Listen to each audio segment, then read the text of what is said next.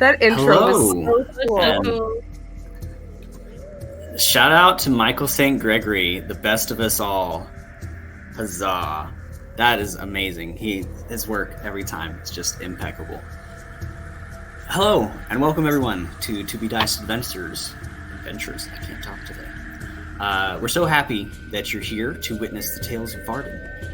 It's a heavily homebrewed high fantasy campaign, and I am your humble game master, Chris Kinney. Before we get started, we're going to look at some faces that you may find familiar if you've watched this channel before. So we'll just start that side. There we go. With Miss Senya over here. Just introduce yourself, and we'll go left to right there. Hey guys, some of you may know me. I'm Dia, and I'll be playing Xenia, who is our half-orc ranger. You can find me at diavel.cos on all social media platforms, but I'm most active on Instagram and TikTok.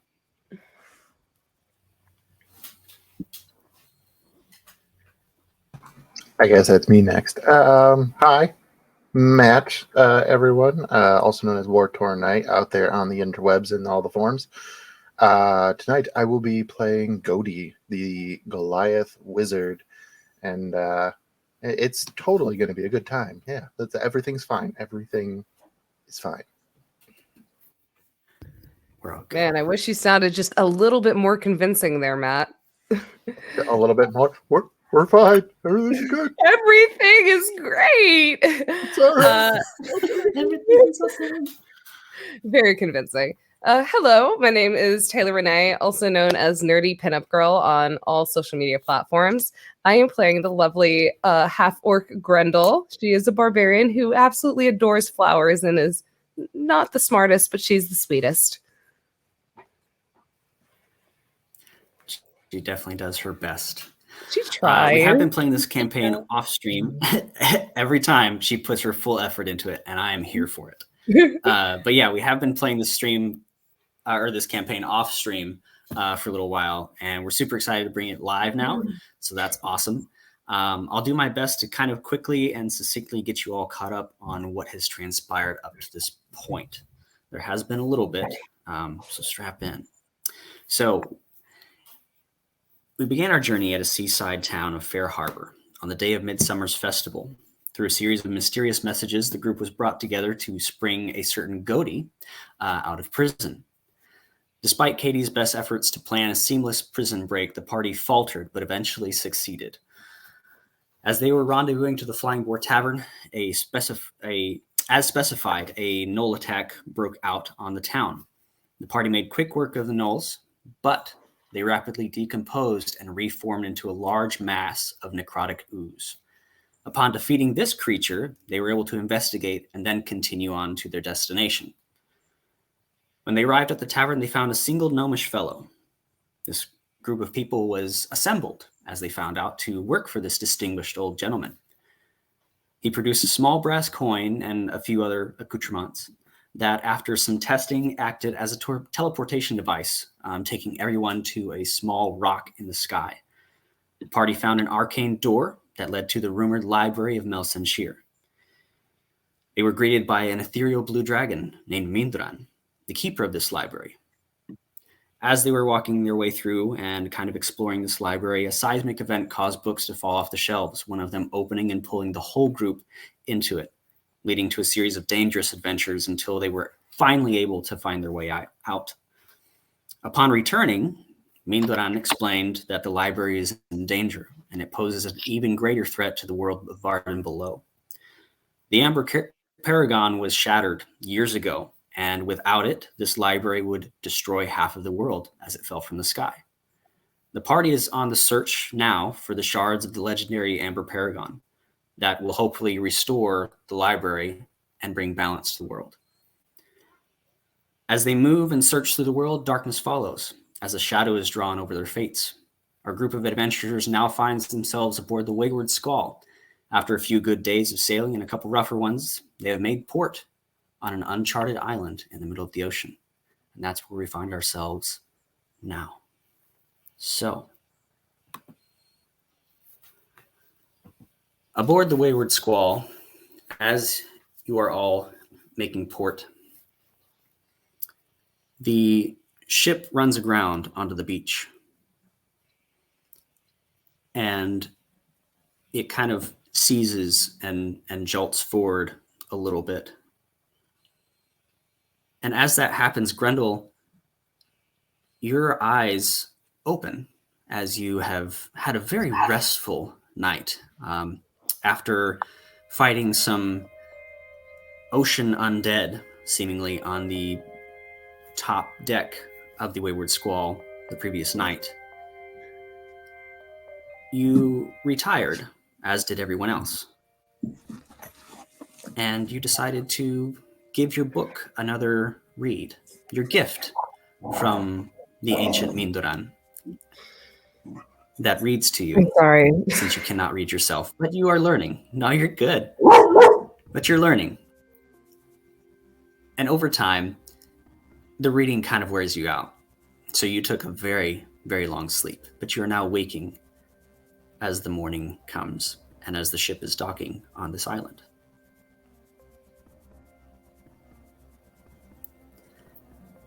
I'm so What would you like sorry. to do, Give me if just anything? a moment. My child is having a fit, and I need to go and put him up. That is okay. So, we will go to the brig where Godey and William find themselves.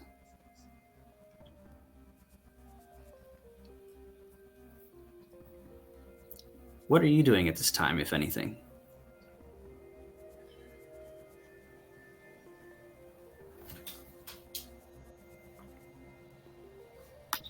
While we're in the brig, am I safe to say that I don't have my things? That would be a fair assumption, yes. So, once again, locked up for the second time in this campaign, Cody is, he's in a corner, just just sitting down, just looking ahead at the wall, thinking about the events of the previous night.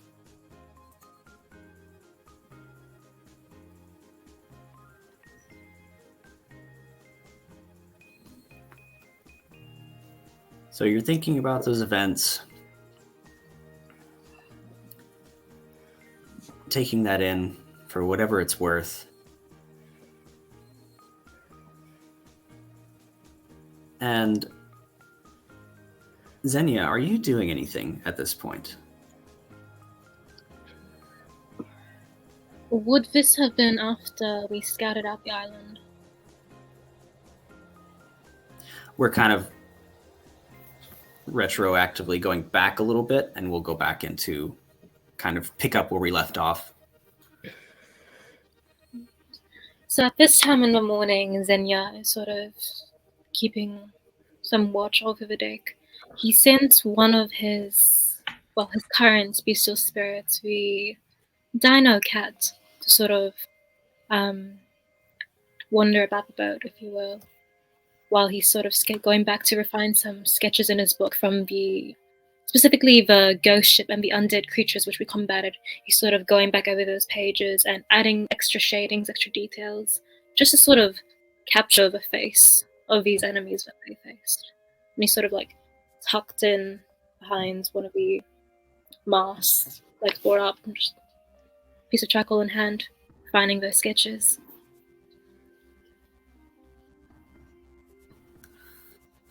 Very nice. Grendel, Sorry about that. what do you do as you get up and face the day?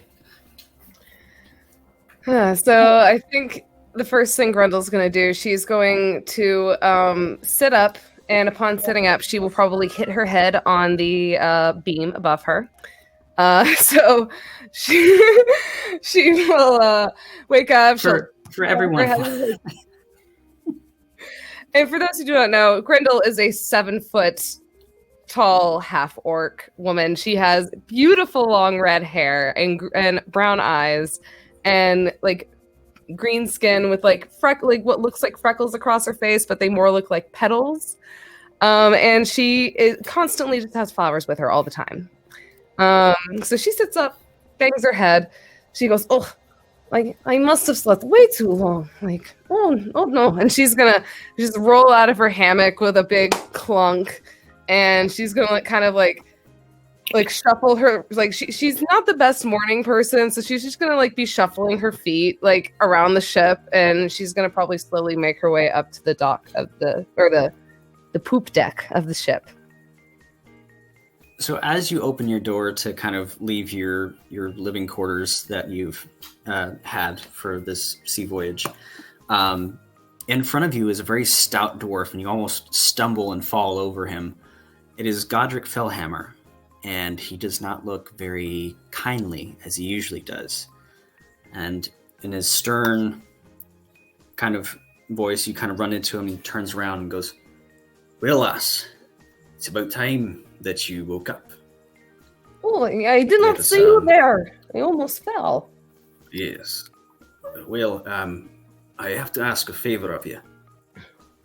I don't mean to rough up a lady as yourself, but I need you to put these on for me. And he holds up a pair of giant manacles and head to the brig. Manacles? Captain's like glasses? No, those are monocles. Manacles are for your wrists. Mental reaction, like, wait. Maybe these will help you read better. No. Oh, thank you. Grendel has always wanted to look like a sir.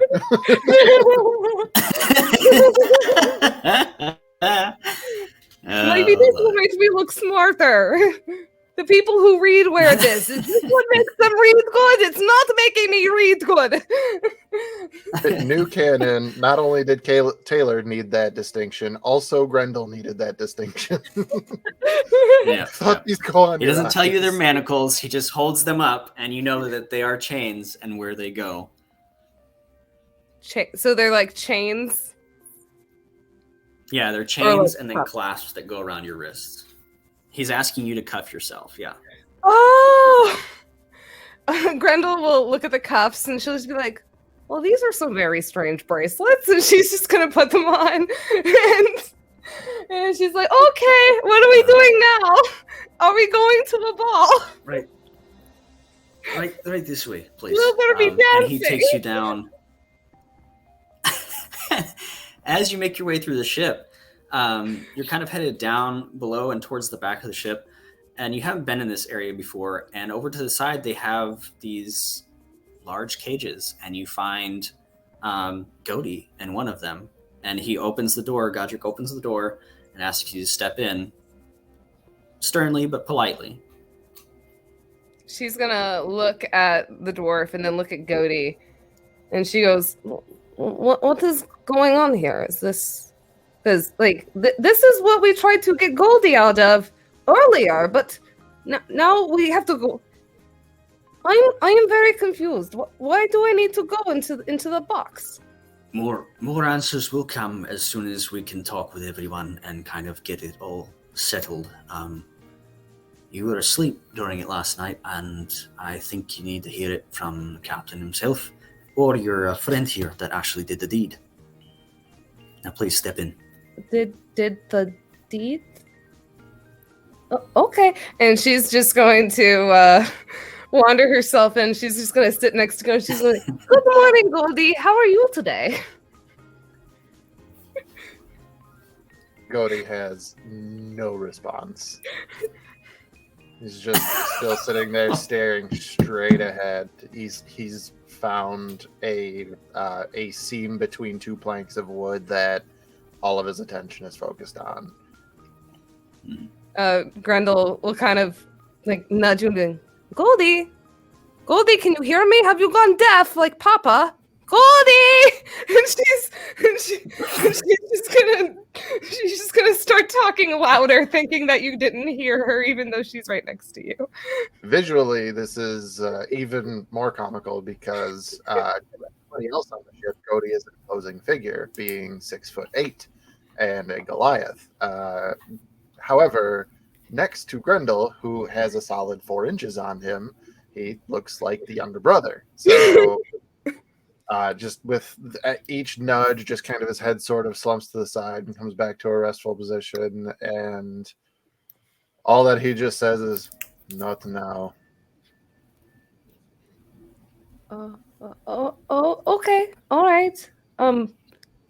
Did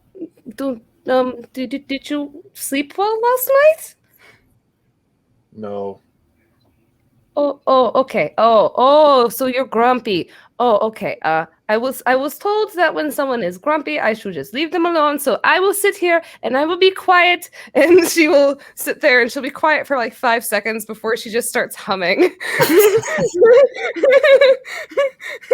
So, Grendel, as you were put into this prison cell, Godric lets you have your book. He's not going to take that away. You got to have something to do past the time. But as you're kind of sitting there and kind of humming and maybe tapping your lap, you find in your petticoat a little box. And it's Oswald's box that you still have in your pocket. And as you guys are sitting there, a rather intimidating, I would say, fellow makes their way to the brig. Solomon, can you please come in? Ooh.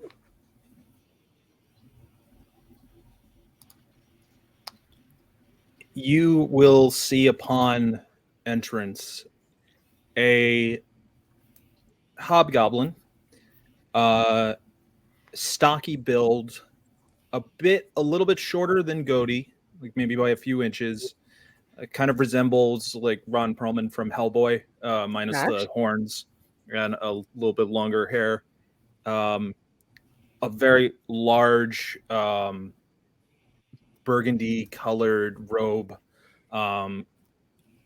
with ornate but subtle patterns on it, as well as a belt with component pouches, and across like a bandolier of sorts with some other pockets. It has right on front a snap-on tome that is leather bound and sealed with a gemstone. And he has a face similar to kind of like to Beast from X-Men First Class, with more like of a bit of a feral look to it, but deep blood red crimson skin, dark thick but straight beard that comes to like a point at his chin. His hair is kind of like pulled back in like a samurai top knot style, and he wears very simple studded leather armor underneath his robe. Smash. So Solomon, you've been around. Yes, there it is. got my first one here as a character. Achievement unlocked. Amazing. Good evening. Go on, Tris. You've been on this ship for a couple days. The ship's been at sea for about 5. Bless you. Bless you. You are looking for someone, and you have seen someone of that description coming and going on this vessel over the last couple days. This individual now finds themselves in the brig, and probably a good time to find some answers. I'm going to approach the holding cell, as it were. How many individuals do I see in here? 3, a 7-foot large half-orc woman with red hair, green skin, and a petticoat. A 6'8" male Goliath. On the skinny side. And then in the one next to theirs, a 5'8" half-elf, brown hair, blue eyes individual. Smash. I'm going to quietly walk like up and down the length of the door, kind of just inspecting each person, even though I know exactly who I'm looking for. Oh, hello. How are you? Good morning. Will immediately be taken aback by the friendliness. And I realize that, I need to change up my style already. Okay. Adapt. Continue. And I look at the very tall female and excuse me, if I may. This may seem like a strange question, but how well are you familiar with the other two in that brig with you? Oh, my Goldie? Oh, well, I met Goldie back when we were on land, and we did a lot of whooshing. There was a lot of whooshing we did together. And then the half elf. Does Grindel know the half elf in the other? It's William. Oh William shit. Darkwater. Okay. And she goes, and William, I met William at also on land at the Flying Boar, and we are all good friends, and we have fun and do fun things together. And why are you asking? They are my friends. When she says William, do I notice the half elf individual perk up? Like, do they make a bit of a notice about themselves? They don't. As he hears his name, he doesn't perk up or anything. He just is kind of sitting there nonchalant and he just goes, "What's up?" And how long have you all been working together? That is a very terrible question to ask Grendel, because she does not have a good concept of time. How many days has it been? Like 3? Yeah, this is like our fourth or fifth day at sea. So probably about almost a week. But Grendel, she'll think for a moment. Sorry, go ahead. And he goes, "Who's asking?" I'm asking. And Is I your would name love I'm? for you to Who the hell are you? participate. My name is Solomon. At this point, he turns around and kind of leans against the bars at you. "I'm participating. Whoop-de-doo. What do you want?" What I want is your full and undivided attention, as well as a modicum of respect and decorum, considering the position that you currently face yourself. I've been in tighter spots than this, pal. Well, the position we're currently in is in a box. I look to the Goliath individual. Have you anything to say in regards to who I am, or even why I'm here?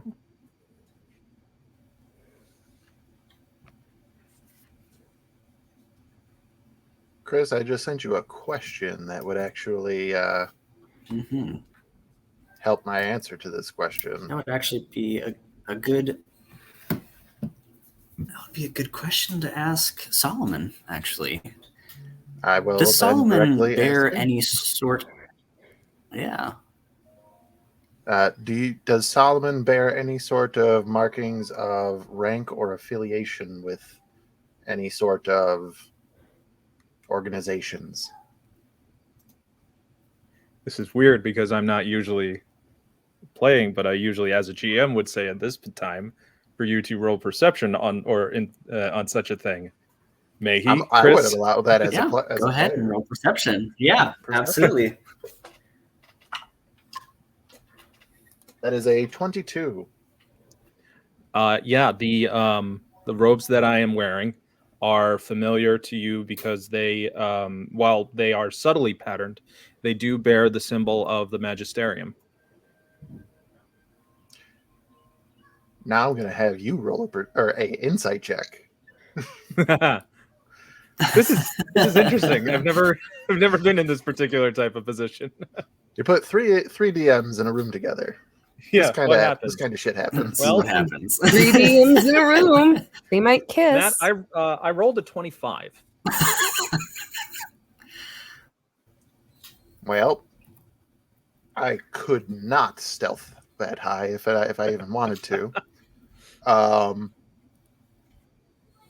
This individual, pale white skin, bald head, tattoos, almost head to toe. He, as you address him, he's been focused. He hasn't even given you the time of day when you walked in.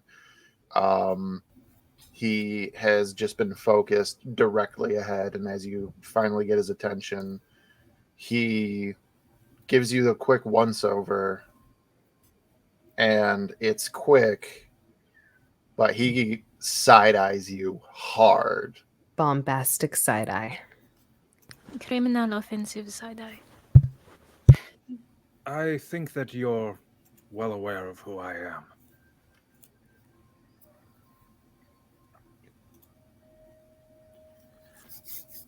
So, for those of you that don't know, which is probably everyone because it didn't even introduce, the Magisterium is an arcane library and research center, a branch of the Arcanium. The Arcanium is a very large and broad, over-encompassing all magical fields of work, research, teaching, protection, use, kind of branches out over that. The Magisterium is kind of like the magic police at this point in time. They used to be more upfront workers of like the soldiers. If there was a magical anomaly or something of that nature, they would go and face it. At this point, they're just kind of more monitoring things. And if something goes awry, they let somebody else know and they take care of it, or they let somebody else know and goes down the chain of command to the grunts. But the Magisterium is kind of that overarching research and kind of keeping track of all the magical goings on the surface of Vardin. Continue, please. Gody would speak up after you say, well, undoubtedly, you know who I, at least where I'm coming from, whatever words you said, paraphrasing. Well, as he has returned back to his point of interest, he just says, of his knowledge a man should never boast, rather be sparing of speech. When to his house a wiser comes, seldom do those who are silent make mistakes.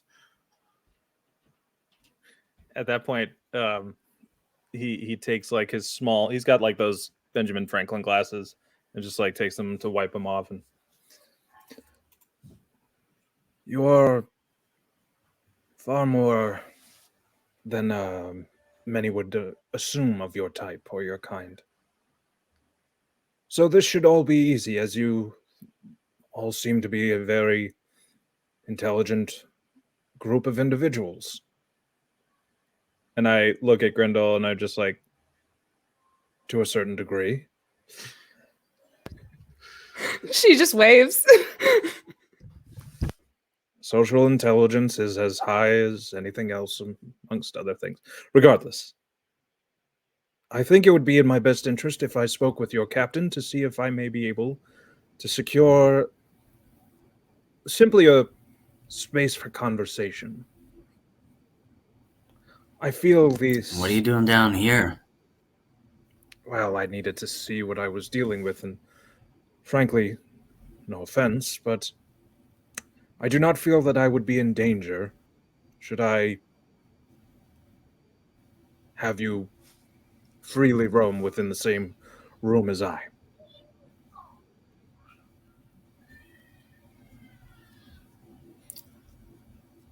Big talk for a guy in a robe.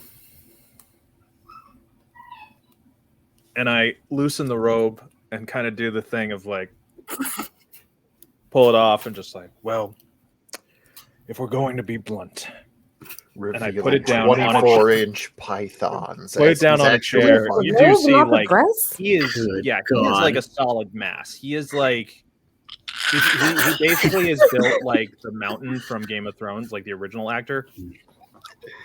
I was joking, but I'm happy. There we go. Yeah, but he's like he's stocky, but it's like what the guys you see in the gym who can actually power lift and not aren't doing just for Taylor. Stick with us. I saw you drift. Oh, My brain went to another dimension for a second. He does like the whole school teacher thing, turns the chair around, sits on it backwards. We can be real. We can be honest. Because to be fair, I don't think the group of you are in fact part of the problem. Simply someone who is in the wrong place, the wrong time.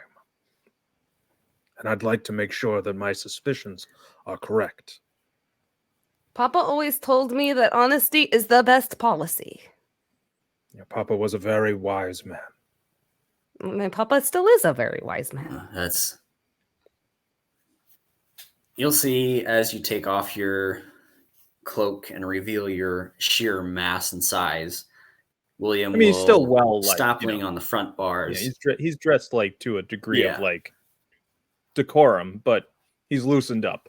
Sleeves came up a little bit. But he'll see that you're not some like pencil pusher and kind of back up and lean on the back side of the cage now.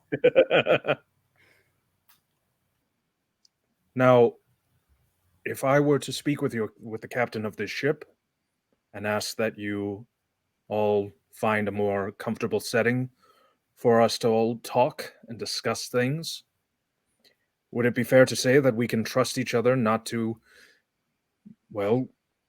devolve into any sort of physical altercation?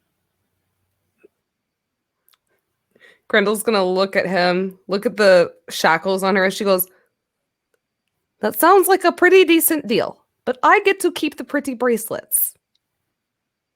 I'm sure I can accommodate. Okay. He will get up and then Whatever, man, do what you gotta do. Kind of like find a bowsman, I guess, or some sort of crew member to fetch the captain. So passing in one of the hallways. Yes, sir. Right away. A few moments later, just the lean back and wait. Descends upon your request. 3-4 minutes go by. You see a very tired bugbear descend, about 6'4", on the more scrappy side of things.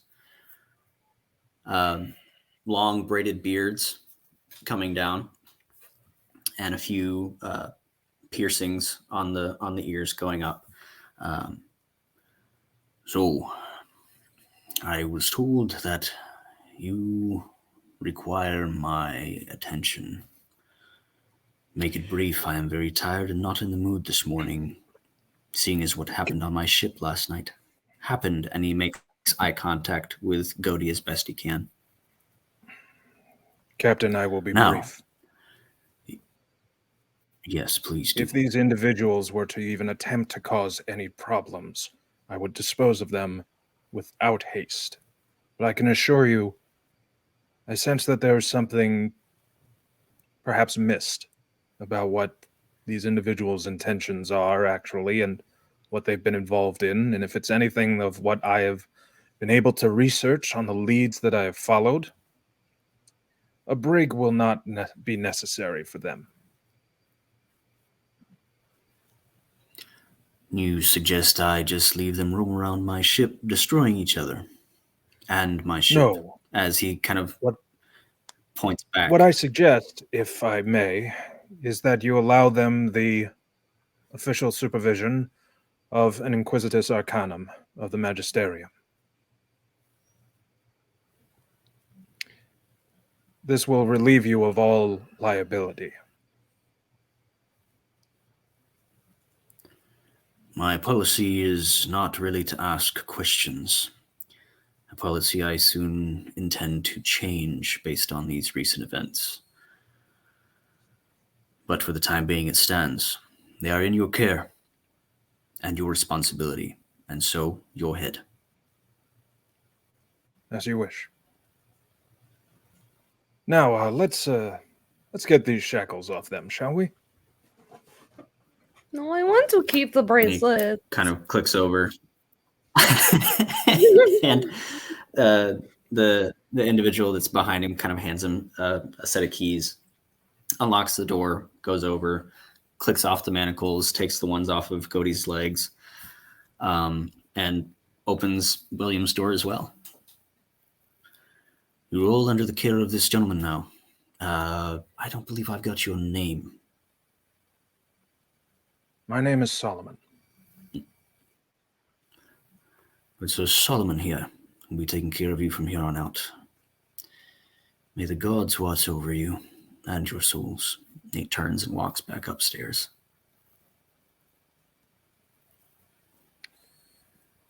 So, why don't we all pull up a chair? And now I can get to know you better. But first I'd like to, as you're all getting seated, I'd like to know what you all know about teleportation circles.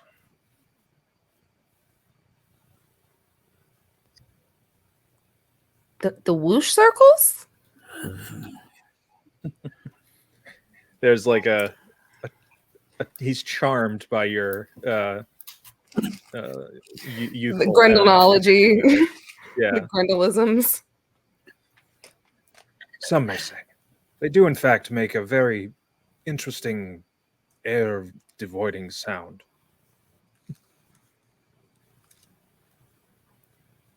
Have you encountered any? Don't you know or know more? of anyone who has used them in particular? I can tell you for sure that nobody in our group has.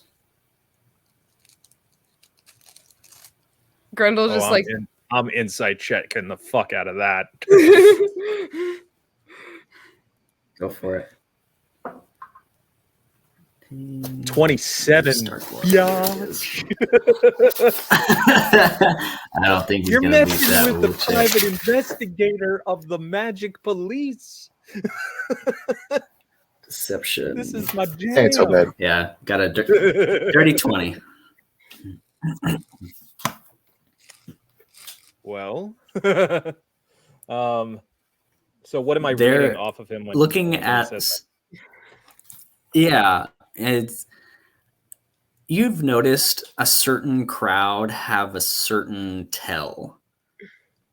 And as he kind of cocks his head back and tells you that nobody here has, like, you catch up on all the little tiny facial expressions, body mannerisms, almost picking up like a heartbeat, like just that every single sign that could have been that he was lying is absolutely there. What was your name again, son?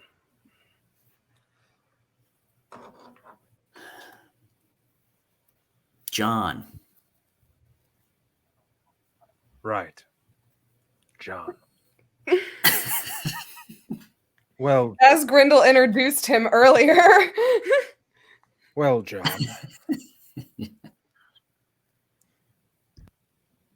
How long have you, how long did you say you've known these individuals here? Met him about a week ago. Is that so? Yeah. And you've been doing what exactly? I just thought my fortunes would be better off with these people than the last group of friends I had. Ah, yes. Honor amongst adventurers, as it were. adventurers, yeah. The only reason that I arrived at this particular ship is that as a member of the Inquisitive excuse me, Inquisitor Arcanum, I had to double check my own terminology. There was reports of a highly suspicious group of individuals moving around a ship much like this, blowing apart rooms in the ship. And while that may pass for simple horseplay or the common rabble of privateers or sailors, the reason that I stepped in is because we noticed a ripple, a disturbance. You see, when the embodiment of something incredibly vile makes its presence known,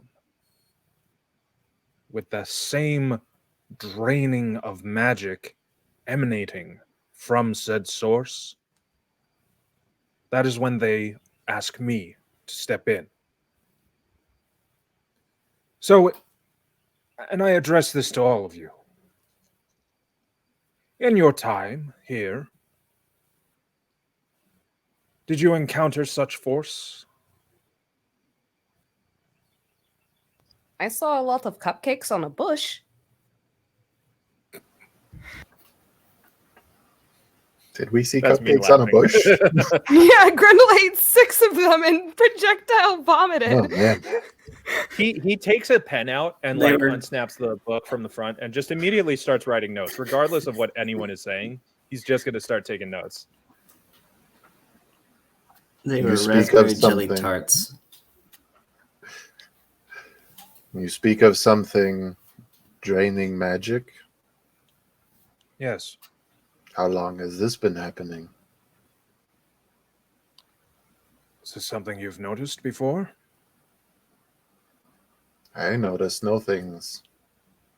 But a inquisitive arcanum, perhaps, surely must know. It is my business to know such things. In fact, in particular, I am under the knowledge that this waver, this strain on our very magical weave that surrounds this world, it's becoming more frequent. We've been able to pin it down to, say, every 12 or 18 days or so.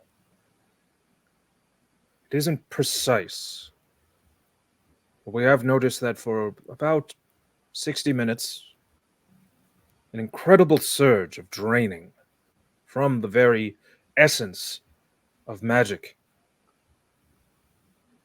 Spells don't quite have as air of potency as they would. Most of the time it goes unnoticed, but for individuals like myself in the Magisterium, we do take notice of these ripples, because when you throw a pebble into a small body of water, the ripples start small. But the larger that the amount of water there is, the larger the ripples can grow. And we've noticed a very larger rock falling into the water, as it were, lately.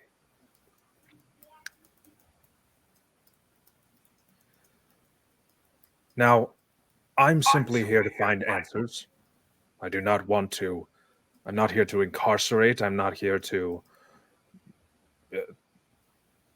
impose any sort of legal matter.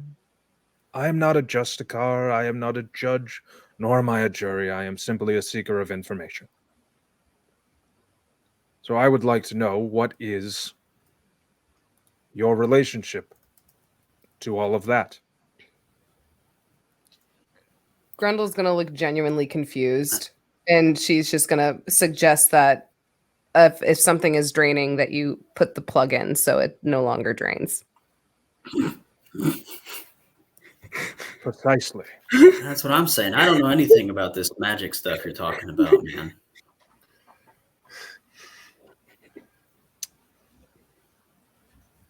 Precisely. Did you lose Yes. the stopper in the bathtub? Because that could be your problem. You're not too far off.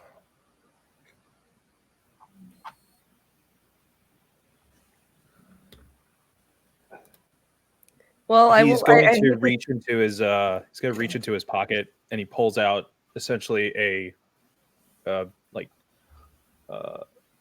oval-shaped stone with a carving in it.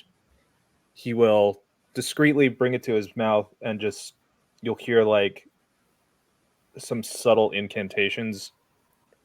Breaker 19. Our GM essentially knows what this communication is, and I will let him divulge the result of said communication through said stone. Grendel's just going to turn to Goaty and be like, why is he talking to a rock?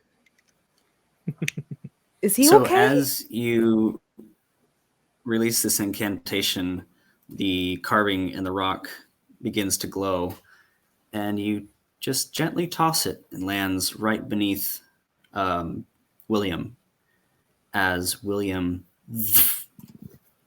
disappears. Ah! Gone. Where did he go? Why did the rock eat William? I can assure you he is safe. No, he's not. He's in a rock. Can I The rock itself is gone, It's how you would say along with William and all his whoosh. possessions. Yeah. Here's how you say whoosh. That's amazing. He's being Yeah, Arcana roll me an check? Arcana check if you want to find out what this thing is. yeah, you got Goaty beat. That's a net one. Chris gave me a toy to use.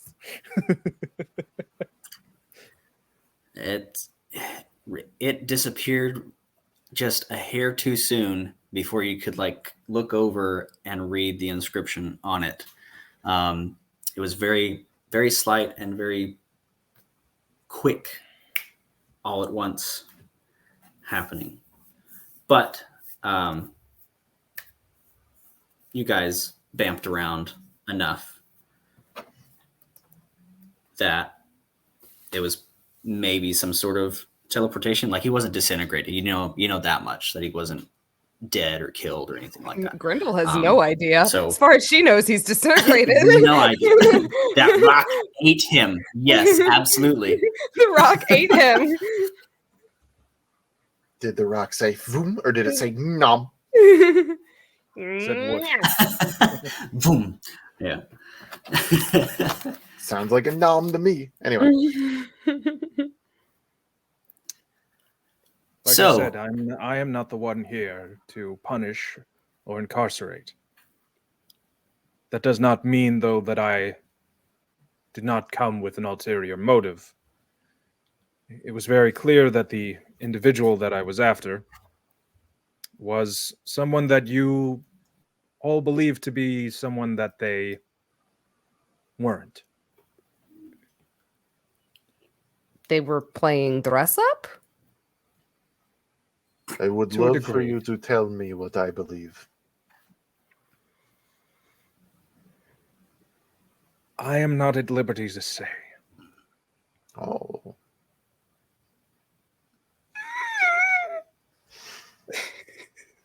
No kiss. Yeah,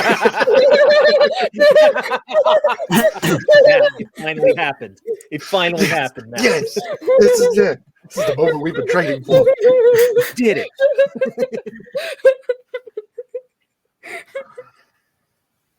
So as you guys are discussing this, He will turn to the captain very quickly and just be like, "You may do what you will."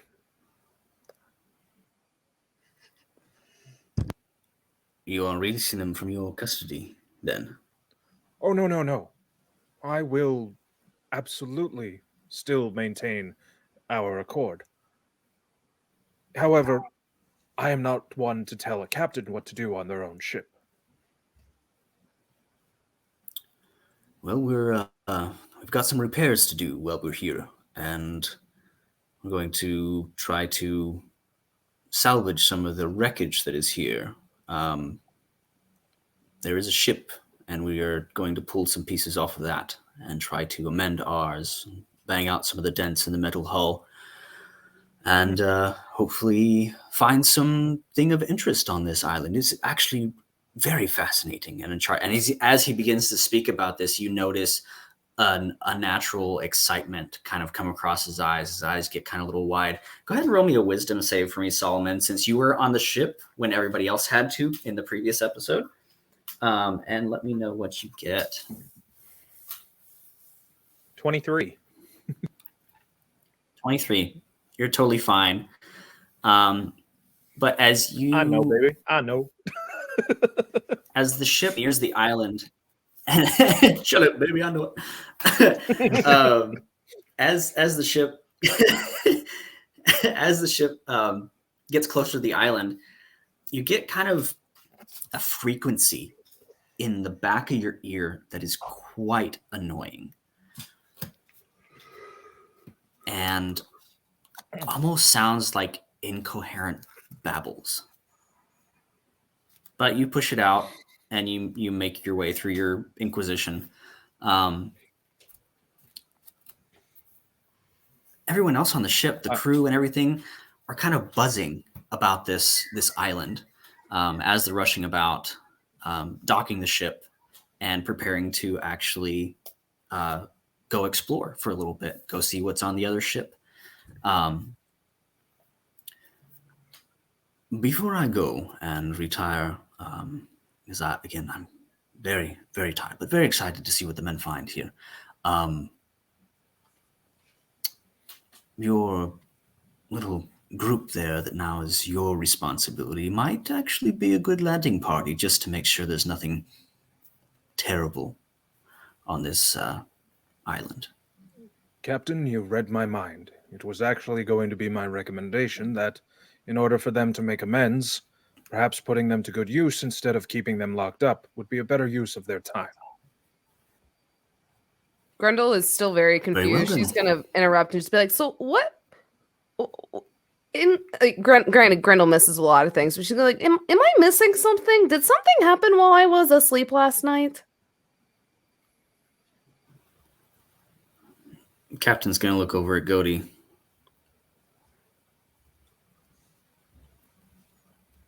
Grendel's just going to Step look up at close to Goody. him in front. I look up, put his hand on his shoulder. It's your tale to tell, whether you want to or not.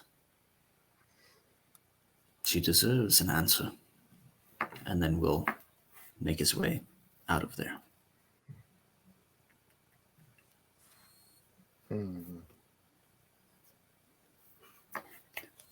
As you all kind of progress to the top deck, you all walk by the scene that was there the previous night. Some of the crew has kind of placed boards and patched this area, but it is like something exploded inside of this room, taking these small 10 by 10 spaces and just amplifying it into the rest of it. The wall is missing most of it. There might be a few boards here and there. As you walk by, you notice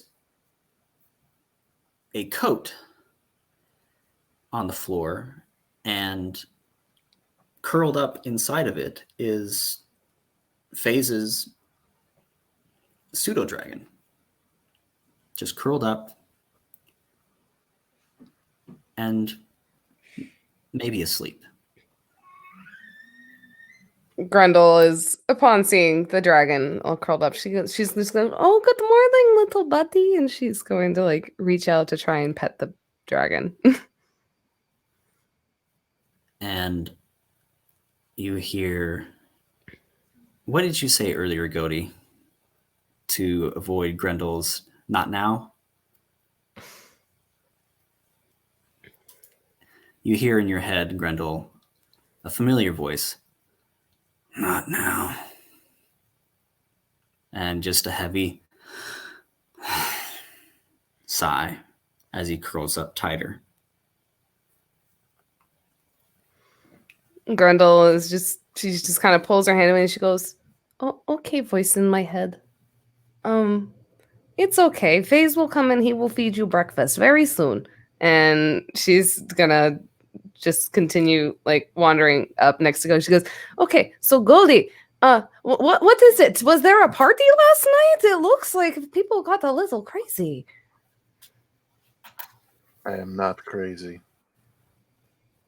I wasn't calling you crazy. It looked like the party got a little out of hand. Like, how much there was to drink? None. Well, then what happened?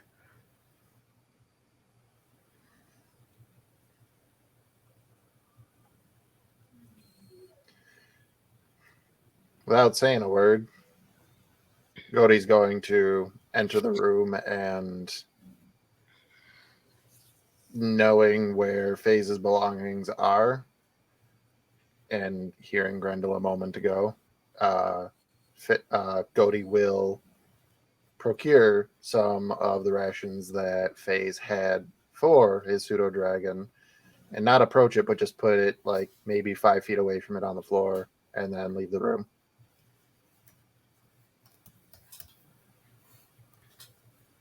Okay. The pseudo dragon will not really pay you much mind, and if you get close to it and picking up some of the things, it's going to kind of recluse a little bit. And as you leave, just kind of watches you leave.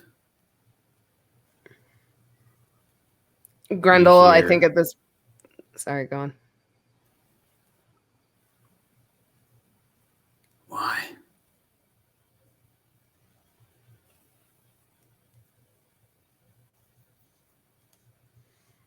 Why did you have to go all the way?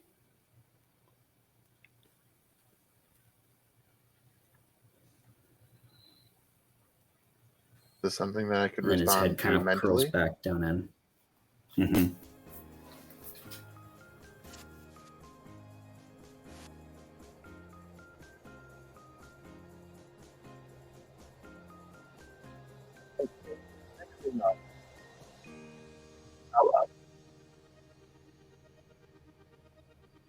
Cattle die, kindred die, every man is mortal. But the good name never dies of one who has done well.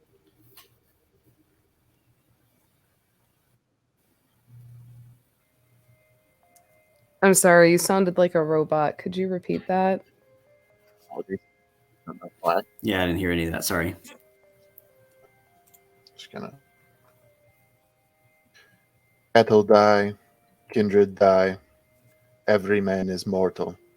But the good name never dies of one who has done well. Did he say that out loud? Like, Grendel, kind of looking over his shoulder at the pseudo dragon. Oh my god.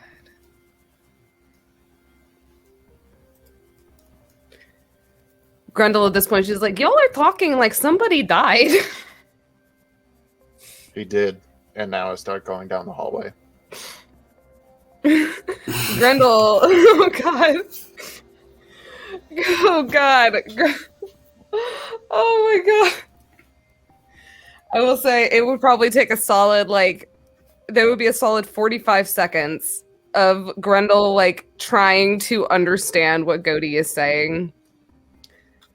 And then she is going to look at the pseudo dragon and then look at the empty hallway, and she's going to run out and she's going to start wandering around the deck and looking all around the ship, just seeing if she can find Faze. My heart. Dude, my heart. You spend a decent amount of time looking high and low for the places that Faze would normally kind of hang out around the ship. In front, kind of up in one of the masts, kind of sitting over here, sitting over there, sketching his book over here with Xenia. And Xenia's up on the deck drawing in her book, or in his book. My apologies. And you don't find Faze, not with Xenia, not with Godi, which she usually hangs out with Godi, he's not on this ship to be found. Upon seeing Xenia sketching, I think Grendel will like wander over and just like sit down. She goes, Xenia, have you seen Faze anywhere? It seems he is playing hide and seek.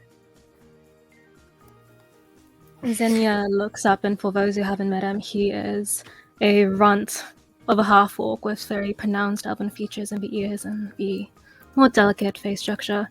He stands at about 5'5", which is minuscule compared to Grendel. He's sort of clad in the leather garb of a ranger, and there is a silver breastplate on his chest that bears very distinct elven engravings. He's got a little hamster perched on his shoulder, and he sort of looks up at you and sort of surprised and alarmed and just says, "What's a phase?" And you probably understand that they never actually exchanged their names, so Xenia doesn't know what phase is called. Just took it for granted that the strange man would come and compare drawings of him. Faze, the man with the very lovely smile. Xenia flips back to one of the pages, and you'll see on the same page there appears to be a very well-drawn series of mimics with anatomically correct drawings of their teeth in particular. In the corner, there is a portrait of Faze without his mask. And Xenia flips over him and just like points. Yes, that is Faze. Yes, the man with the lovely smile.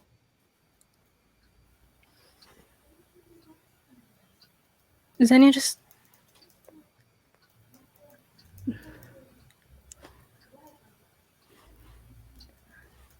You should ask your friend. The one with the tattoos. God, poor Godi. He's like trying to avoid this, and it's just all being pushed on him. It's not my place to say. I did not know him very well. Grendel's just gonna kind of sigh and just... Goldie does not seem very talkative right now. I tried to ask him what's going on. Like, people are acting like somebody died, and I don't get it. Xenia sort of grabs her for her hands and then sits her down. And in Orcish, he says, "Why do you think that is?"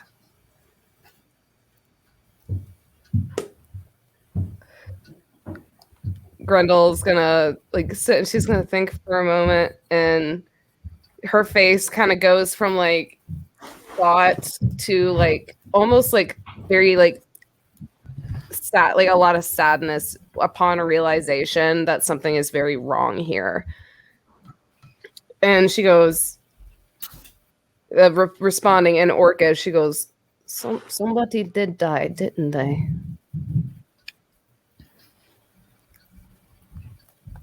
Xenia's eyes sort of soften, and you'll notice he has mismatched heterochromia. One of his eyes is red, the other is gold, and his very light gray-green skin also has patches of vitiligo over his face and his arms. And he just looks at you very solemnly, and there are two reasons why we cannot find people we might want to. Either they do not wish to be found, or they cannot be. You know?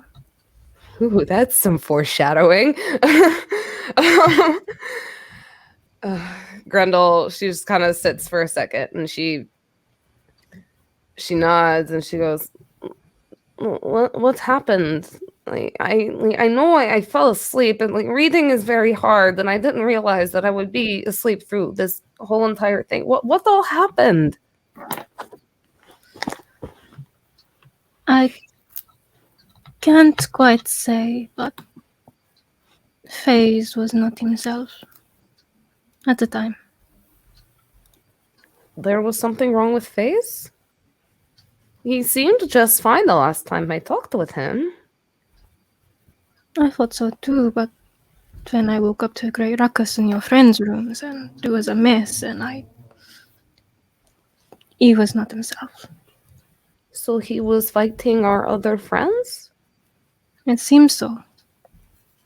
But I don't know for what reason.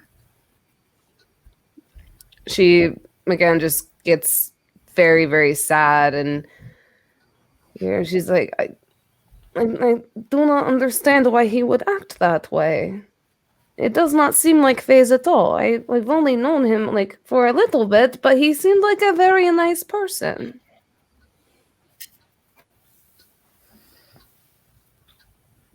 He did, didn't he? And Xenia sort of gets this wistful look on his eye, and as he recalls the abyssal conversation FaZe would have with the undead that few of the others could interpret. Even as an artist, things not of Veronica. If something dark or malicious gets into their minds, who can say? Grundle just nods for a second, and she goes, Do we know where FaZe, well, where what is left of FaZe is right now? Do we know what's left of FaZe right now?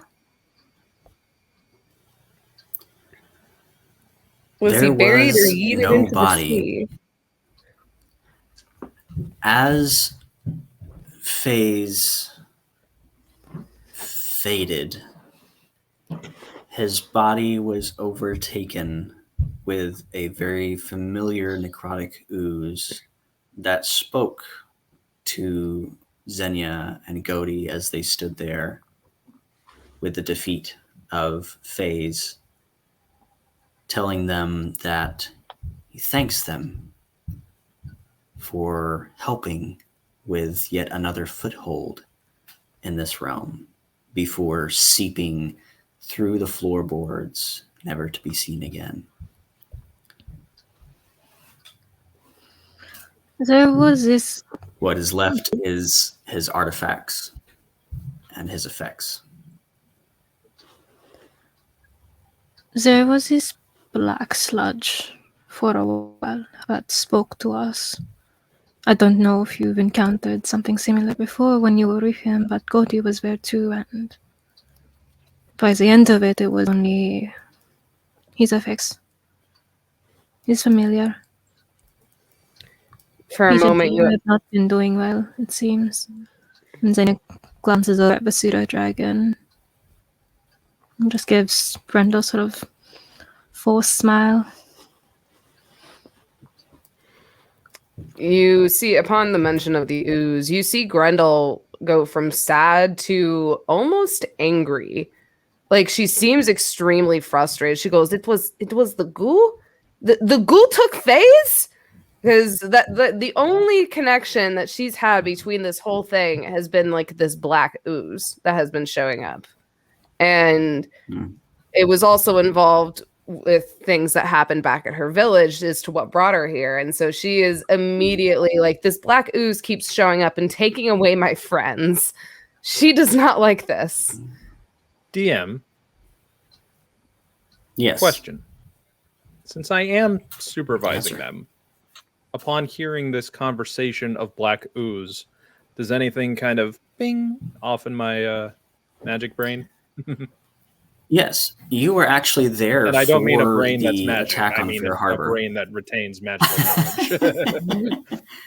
Yes. You were there and one of the lead inquisitors to find out where these things came from and what happened in Fair Harbor when the attack happened on Midsummer's festival night, before you were reassigned to this particular job, where they had other people kind of come in. They hired outside help as well.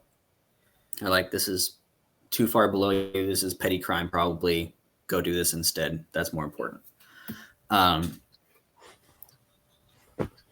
It was the description that they're giving you is very similar to probably 2 or 3 creatures that you yourself disassembled in that night.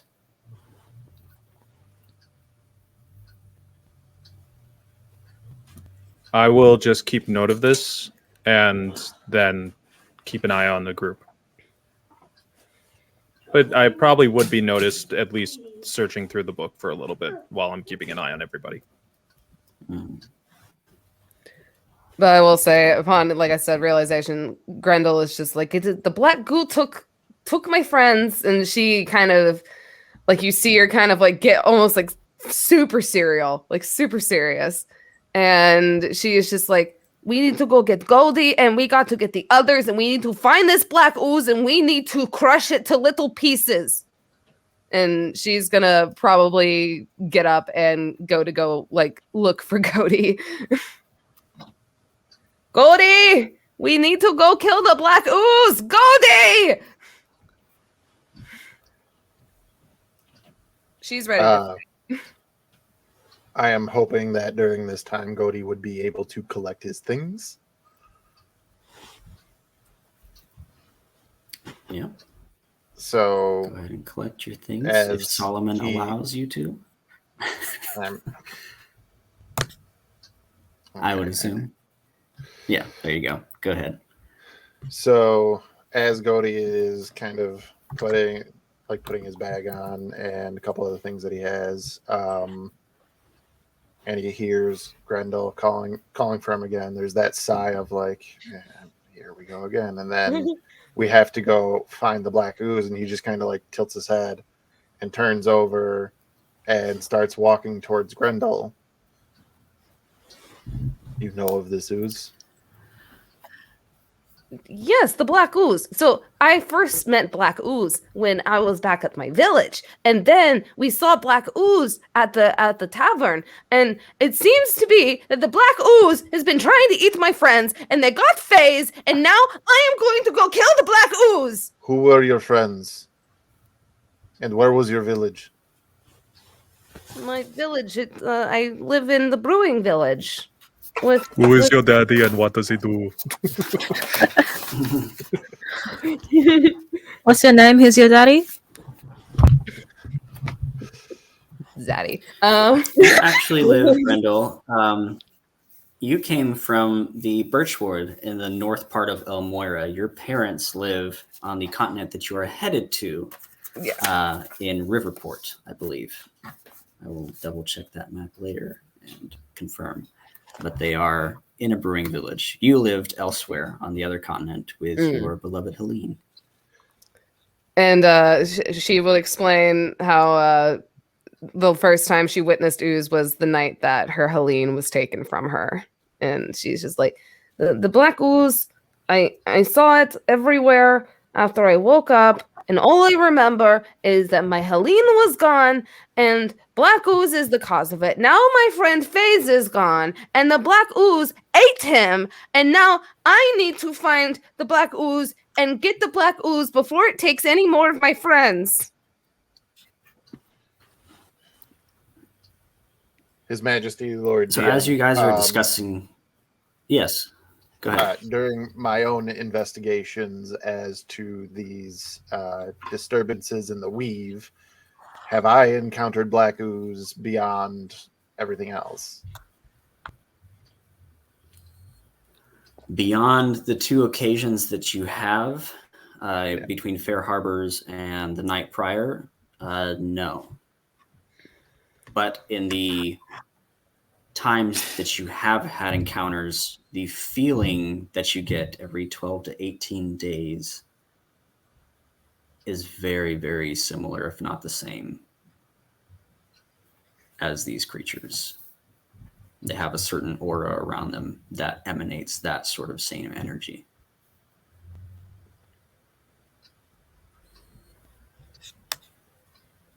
As you're contemplating this and mulling it over in your head and trying to put pieces together, a small landing party of 2 or 3 people kind of come up the side of the ship, go over to the captain, speak with him, and the captain kind of points over to Solomon. And Finnegan, one of the crew members, goes up to you and goes, I was told that you're the man to talk to about this. And he holds up this old mildewy journal. This seems to be the captain's log from the ship over there. And he points over to an old, just decrepit vessel that's been there for ages, covered in moss and algae. I was told that the captain said that you're going ashore first. And after peeking through this, I'm glad it's you and not me. Have fun with that. And that is where we're going to go to break real quick.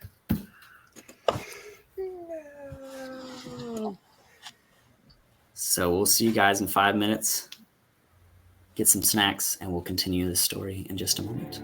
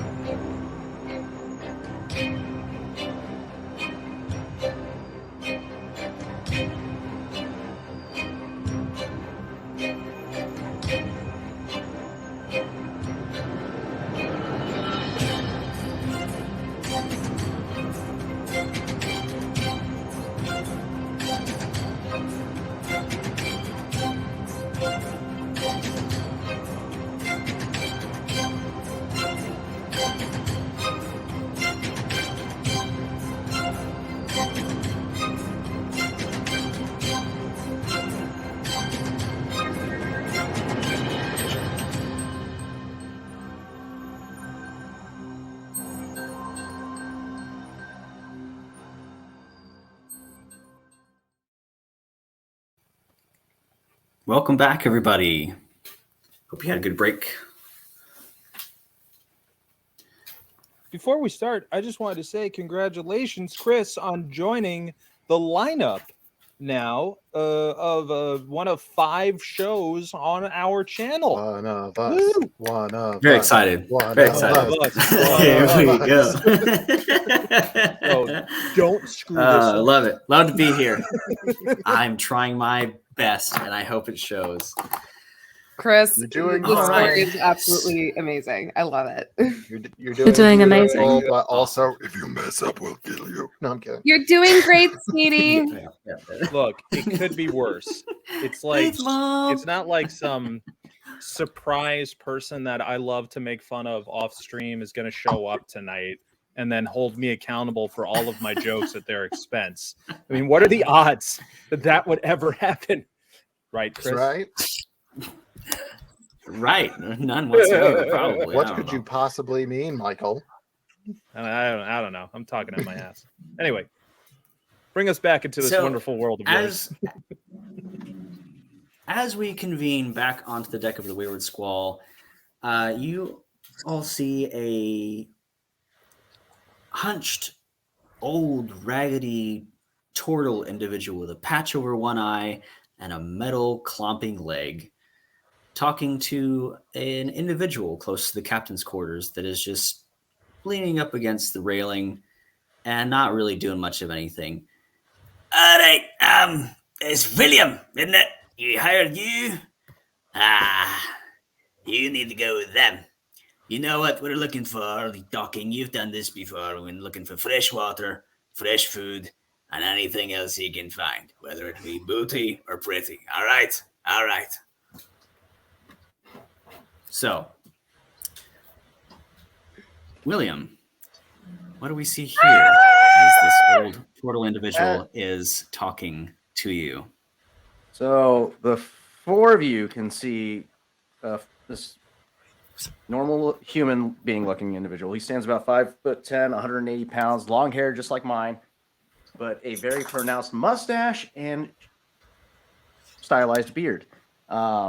He rocks a leather cuirass with red tunic underneath, a red sash bandana over his head to keep his hair tied back out of his face, and has two cutlasses at his side, along with two hand axes tucked behind his back. And if you get close enough, he reeks of booze.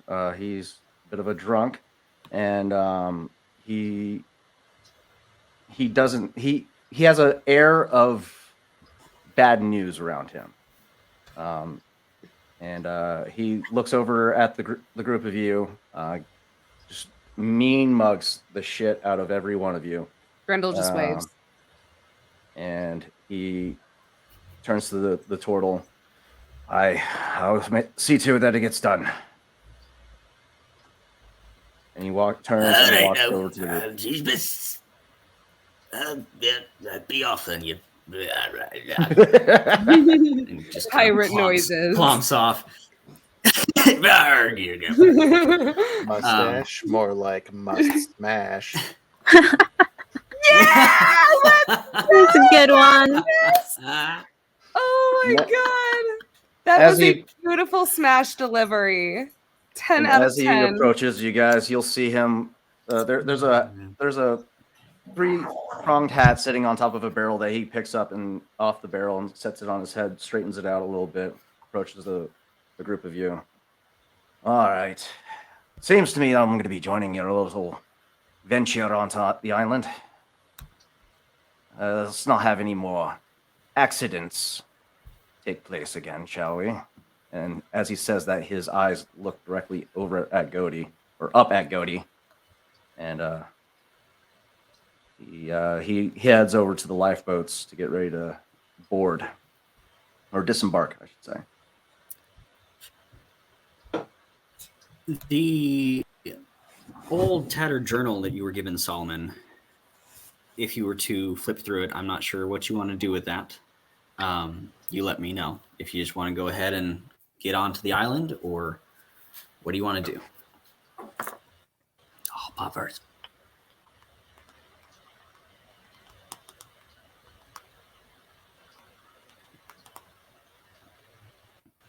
Uh-oh, I think he froze. You good there, Michael? Oh no. Apologies. The screen froze on your end, so I was like, "You're all right." Oh, I hope they're not talking about me. Oh no! And lo and behold. So, would you mind repeating what the you odds just, are? Yes, apparently told absolutely. me. Yeah, you were handed a tattered journal, and you now have an additional individual that is joining you on this landing party on the island. Can I do like a self-perception check to see if I notice them while I'm actually thumbing through the book that I was given? Yeah, you can go ahead. I'm going to do it at disadvantage because I am a bookworm.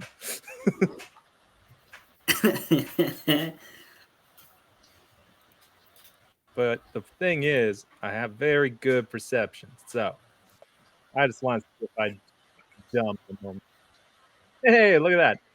12. I don't think I noticed the pirate. I feel like you would be engrossed in these pages, and it's actually giving you a little bit of trouble because the first few pages kind of just disintegrate in your hands from just being wet and old and brittle. Oh, what is this mess? And as you're kind of flipping through, on the hardcover of it, at the bottom is the name James T. Hornswallow. And then right below that is the Fleeing Serpent. As you flip through, you find a few entries. Yes. Yeah, I was gonna say, would I be able to? You know what? I'm gonna let you continue because I was gonna ask for history, but I think you're about to tell me stuff. You can check for history. Yeah, go ahead. No. I do not want to impose. Okay. I know what it's like to divulge that information, so please, by all means, go ahead. As you flip through, you find an entry that is suitable for reading, and it says, "My crew and I have spotted an uncharted island, possibly a smuggler's cove. Planning on landing and searching the island for whatever boons it may have." Flipping through a few more, the island seems to be moving as we've been following it for about a day or so, and it isn't getting any closer. We've adjusted course and are set to intersect within a couple of hours, hopefully. A few more pages disintegrate as you're flipping through, and the ink is faded and old and illegible. But you find a few more towards the middle. The island is beautiful, unlike any other place I've ever landed. A perfect natural port and a river actually flowing into the island, perfect for longboats. Seems to be uninhabited and possibly rightfully ours. I'll have the lads spread out and search for anything of value. If nothing else, it'll be a great place to smuggle. A few entries later, the island seems larger than initially estimated. We've lost the location of where we docked our ship. So far, no signs of treasure, but I'm sure a few more days and we'll actually find something. Only a matter of time. A lot of other pages kind of flipping through. It's day 4 of these voices in my head. The men are becoming superstitious and agitated. And looking around, I think they mean to mutiny. A few more pages later, more legible text, small snippets here and there. The voices have led me to treasure. I knew I'd find it. I knew it! Now, to keep it away from the men. Can't have them taking my stuff and leaving me here stranded. The very next entry 54 in this diary of James T. Hornswallow, says, "Since I've noticed the voices, they've been getting louder. This isn't good. These voices aren't in my head." And that's where it ends. As I read that last part, I'd say out loud, "Well, apparently dead men do tell tales." And I close the book, put it inside my coat. All right, crew. I'm sorry, who are you? As I look at William, noticing him for the first time.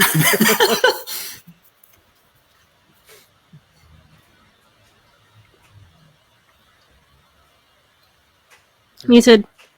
Speak up, son. I know. Sorry. I kept doing the page thing. It's driving me nuts. You just got to make sure that you're clicked on StreamYard.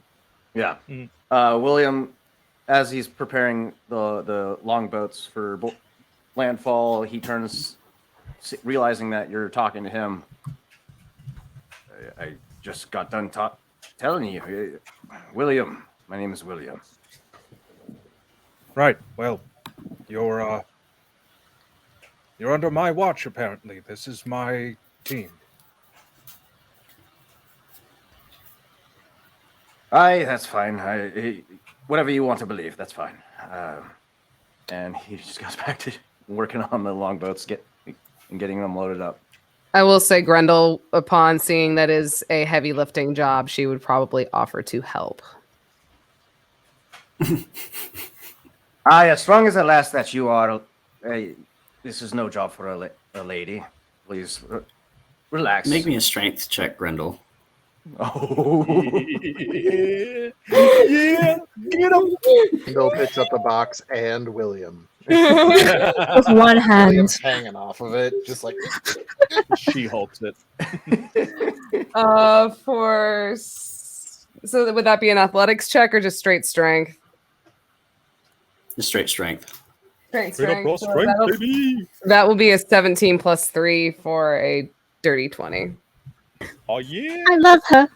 Alright. I love her too. So as William's untying it and kind of start pulling the pulley, you come around and grab the other one, and just one pull, and it like up and swings out, ready to go, and like down so everybody can climb on. She's sitting here just la la la la la. And she turns to William. She goes, I used to have to carry large kegs all through the village for my parents. This is nothing. You would see that he wants to be astonished, but like he understands, like given the enormous size that Grendel is and the massive muscles on this person. Like, I that tracks. Yeah, that's about right. And he just goes, never mind, lass. You can handle your own. She's la la la la la la. She's just having a blast. So as you all descend and make a short row to the shoreline, you begin to notice the land's typography a little bit more. The white sandy beach shortly turning to rock, and then deep forest, high mountains reaching to the sky with a small range running seemingly the length of the island, starting tall and going down to smaller. A valley near the middle allows a river to flow across the island. And the left-hand portion, as you're facing it, seems to curl naturally, which you guys saw before. And this is the harbor that you have kind of docked your ship. Are you wanting to land on the river or on the sand, or continue down the river in the longboat? Xenia, who had scouted out the island before the adventuring party set forth, will tell them that there is the ship at the end of the river that was beached there, as he had seen from a bird's eye point of view. But as they're going down towards the island, he's still saying, this does not feel right. I'm telling you, no island like this should be so quiet. Grendel's just singing row, row, row your boat. I will approach As Xenia. Xenia says, no island yeah. like this should be this quiet. Everyone make me a wisdom save. You know what? It's a good call.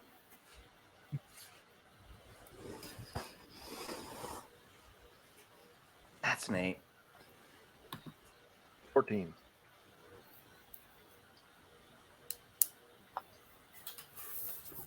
25. God. That's a 15 minus 2 for a 13. Oh no. So only William's being affected. Great. Wonderful. Superb. He's in it for treasure. What did you have, Xenia? I'm sorry. 8. Oh. What's the Was save? it wisdom save? What did you have? Yeah. Wait, what's the DC? 15. Oh Oh, yeah, no. Grendel's fuck too, because she got a 15 minus You 2. made it, and then it went down. Yeah, it's because she's big dumb. Yeah. That was a 7. Missed it by What was that, much. Xenia? It was a 7. Oh, It's coming and okay. going for Oh him. no. Yeah. He was fine while of us. investigating, but now it's like coming in waves where he's making the check and then not. Okay, He's here not we go. comfy, Your Honor. He's not So comfortable. everyone under 15, which would be William, Gody, and Xenia. Xenia, you previously had an unsettling feeling about this island, with the same annoying frequency in the back of your ear. But now that's gone away all of a sudden. And a sense of urgency has come over you, an excitement that there's something here that is perfect for my needs. I have to find it. And same thing goes for everyone that failed that. Like, what I've been looking for, whatever it is, it's here. And I'm going to find it. Well, maybe Are I you all could be continuing wrong. down the river or docking somewhere? William will turn to Solomon, the proclaimed leader of this expedition. Well, Mr. Bigwig, are we landing here, or do you want me to continue rowing? I look around at everybody acting all like, disheveled, and I'm just like, come on, ship up. Let's you As there. everyone else and is- I point to Xenia. I'm like, you seem like you're the one who knows how to get us all around. I'm going to let you lead the party in terms of direction. Then you're just like, Yes, I know a ranger when I see one. I suppose it is quiet, but maybe isolated ecological development. Maybe animals here are different. I don't know. So maybe it's not too bad. If you want to save time on boat versus on foot, you can sail straight through the river up to the ship where we were meant to obtain supplies. I trust your good judgment, and I will defer to friend William here if for any reason you need a second opinion. But look alive, crew. We have a job to do, and we shall do it. Toot sweet. We are alive. As you all right. are heading down, Bless your heart, dear. the- Bless your heart. heading down the river, and everyone else is getting more excited. Solomon, that frequency in the back of your ear gets stronger. Everyone make me a perception check. Will you accept my passive 20? God I damn. will accept your passive 20. God, these are not good rolls for Grendel today. That's an 8, and Oh I'm switching shit, dice. that was a nat 20 minus 2. Nice. Hey, 19. 17. 17. 19. Mhm. Grendel has stopped singing Row, Row, What's- Row Your Boat and is paying attention. It's not There's difficult no to earthly notice. way of knowing. But the majority of you notice that as you're moving down, the speed of the river is becoming more sluggish. You all of a sudden hit kind of maybe a patch of sand or something that slows the boat down to just a crawl. And as it makes itself just forward, it almost is coming to a stop. It is just the water around you is flowing much faster. But the ship or the little longboat that you're in is just crawling. Come on And now, as put it's your backs crawling- into it. Heave. Grendel's gonna be Oh. like, William, you are rowing way too slow. Here, let me do it. And she'll like grab one of the oars and just start. Oi, relax, lass. We just ran around. Jesus. Or the nine. Grendel, you grab one of the oars and jam it into the river. And as you jam it into the river, it kind of sticks a little bit as the rock and sand bed is soft and doughy in that area. And as you hit it, it changes color into a reddish brown, goopy, sort of fleshy substance. And mouths begin to open and eyes stalks begin to pop here and there and there. And you all begin to hear just Oh, they're so cute. hundreds of little voices and screaming, and they begin to encapsulate the boat. And you also see Oh, they're giving us a bark hug. on the trees begin to shift and move from their camouflage spots and slowly make their way down to the riverbed. Everybody roll initiative for me. What the hell? I said I did not like this place. Let me try to find a suitable... That will And I be told a you all to- 19. Good I told you all to sir. roll harder. 13. I can't go any further. Okay. I need Roll all pulled over as far as we can. We can't pull over anymore. Like, I feel like this is like in this situation, like if Grendel was to be attacked by bees, she would think again the bees would be hugging her, and she would just. This is like the situation she thinks They're she is. giving me little kisses. They're giving me little kisses. Why is my throat Okay, going one more numb? time.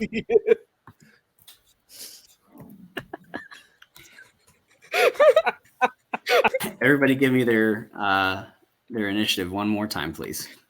I think we also put it in chat too. Just Yeah, for we all put it in chat. your Okay, for your perfect. safety. I will look there. I am trying to find In the meantime, something I was not. thank you for prepared everybody who's watching this initial broadcast of our brand new part of the weekly lineup, Tales of Vardin.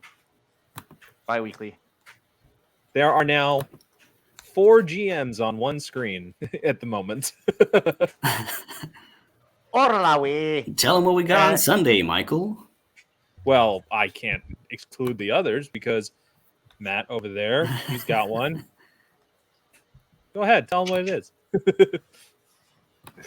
I do Dimensional Dial of Dr. Diago on Wednesday nights. Michael, what do sure you that's do? the name?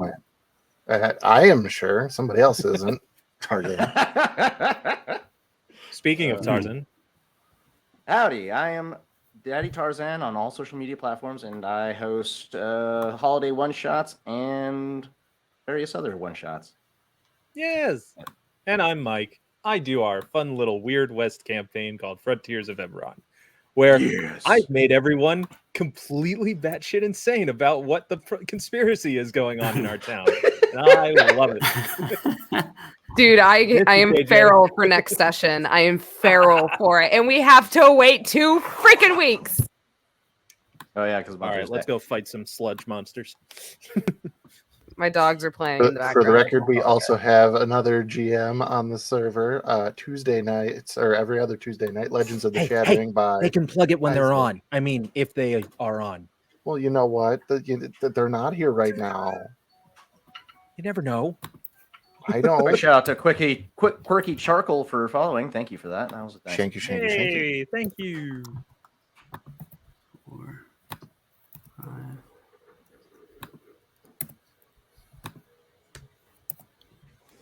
What do you mean Oh, Isaac's going to be here? I killed him last time we played. Side eye. Bombastic side-eye. This is why William eyeballed you. What? Huh? What? What did I do? I didn't do nothing. No, you don't All know right, anything. that should do her. Got All my right. what? I apologize, everyone, for the dead time. You're No, good. this is where we get to vamp about Oh, the fact that we have all this fun stuff, and now you also get to see our battle map.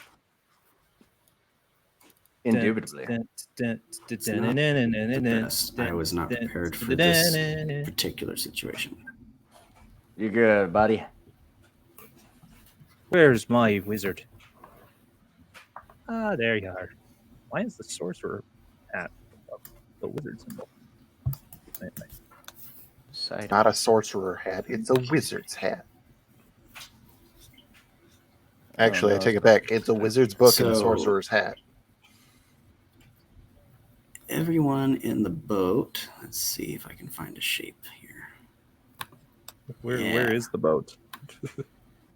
Is Do we anyone have a else's link? map also very, very like low res?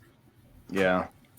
Try Yes, it refreshing, is maybe? extremely low res, and I apologize. I didn't have time to find a higher one. Oh, it's All okay. good. We got the gist of the idea. So that rectangle is the boat right there that is being held in place by 3 of these individuals. Okay. Well, Okay. unfortunately, it's blocking all of us too. So can't necessarily put our tokens need to on get top of rid the of it? block. Do I need to Um, get rid of it? How do I get rid of it? Oh no. Oh god.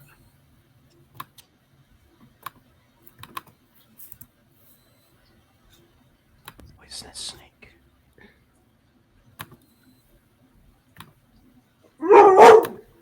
Oh. Doggo. I'm so sorry. He's complaining because his sister took the bed, and yeah, I need to go put him up. I'll be back. You're good. All right. I'm gonna So find some fight music. initiative, we got William 23 for William, Good for today. 19 for Grendel, 18 for Solomon,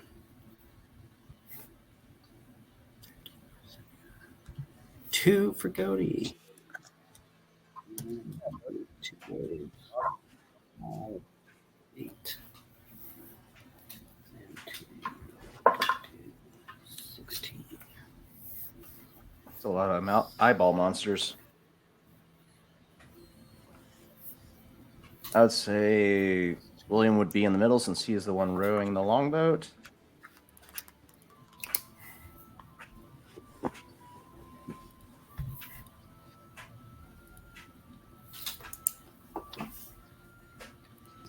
I swear, he is so rude.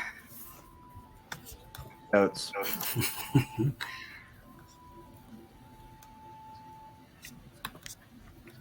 All right, so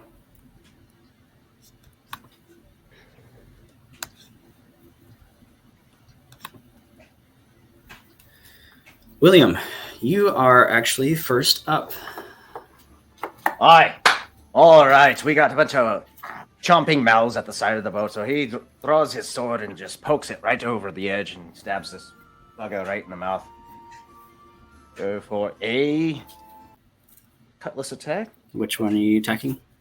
Let's go with 4 since it's right next to the boat.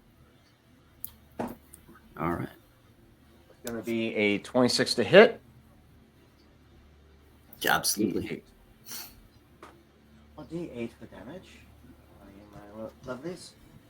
10. There you are. All right. That's a 7 plus 5. That's going to be 20 or 12 slashing? Piercing damage with the cutlass. For now, we're just going to keep it. So You said 12? 12 damage on that first strike. He's going to follow it up with a second stab. It's going to be 24 this time. And 6 plus 5, 11 piercing damage on that second strike. Let's see, do I want to use a feature? No, we're not going to use it. Okay, and then bonus action, offhand attack with his secondary cutlass.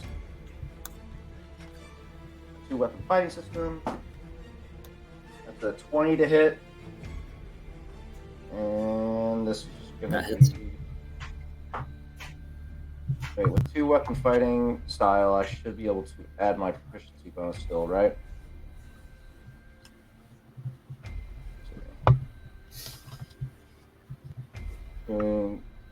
Yep. Yeah, I can. Okay, cool. That's 5 plus 5, so 10 damage on that third strike. That'll end his turn. Okay, so 33 points of damage overall.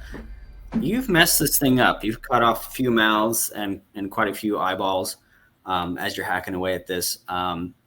Make a DC 11 wisdom save for me. Oh, you're just targeting my as you're starting your turn. Oh, we did better this time. 18. All right.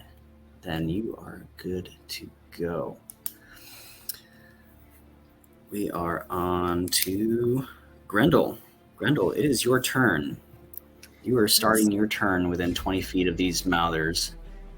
Make a DC 11 wisdom save for me. Even with a low DC, I am still absolutely horrified. It's a 13 minus 2, so it's an 11. So she just passes.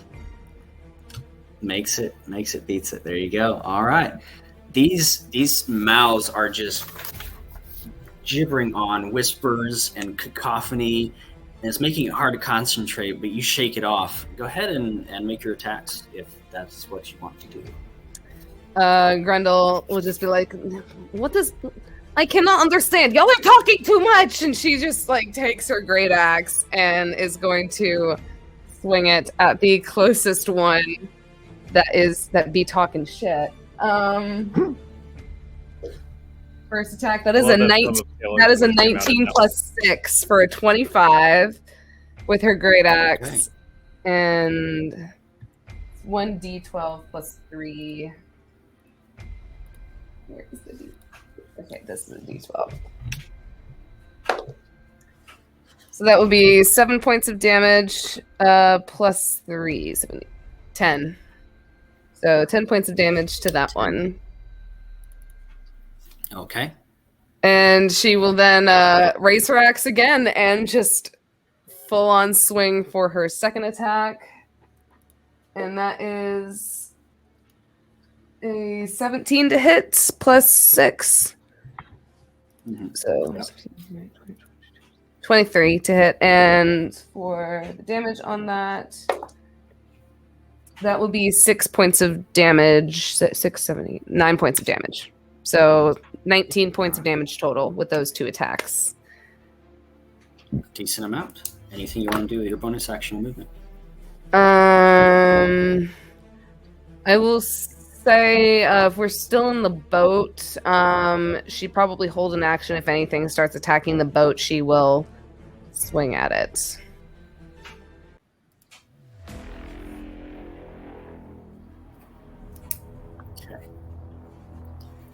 Ooh, loving the music. All right. Ominous. Let's see. Solomon, it is your turn. Wonderful. And then you got Xenia on deck. It's time for Solomon to shine. All right, so I am going to step up immediately from the position on the boat, and I am going to cast magic. Ooh. And I'm going to target 1, 4, and 7. Okay. So 3 glowing darts of magical force. Each dart hits a creature of your choice that you can see within range. 1d4 plus 1 damage to its target. So I'm going to hit that 3 times since magic missile is instant. So number 1 is going to take 5 points of force damage. Number 4 is going to take 3 points of force damage. 7 going to take 3 points of force damage as I kind of like go around and just like, excuse me, son, and fire that last one out. It's like left, right, left, forward. Awesome. Amazing. Love it. Yes, it is. All right, Xenia. It is your turn. Xenia draws his quarterstaff from his back, and it appears to be this carved hardwood staff, and as a bonus action, cast Shillelagh on it. And as he mutters the incantation, it looks like thorns appear on either end of the staff, and he swings it at 7 to try and strike a hit for his first attack. That's cool.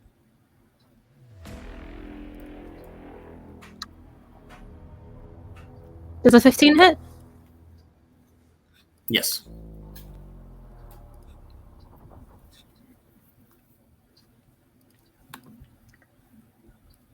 It takes 10 points of piercing damage from its first attack.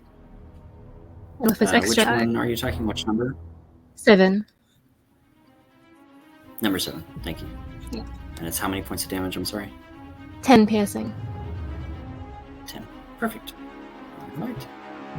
For his second attack, I don't think a 13 hits. Does it? Does. Actually. It does! Oh, in that case, he swings it around with one side and then brings the other side forward to come crashing down on it from the opposite side. And it takes another 10 points of piercing damage, so 20 piercing damage in total to number 7.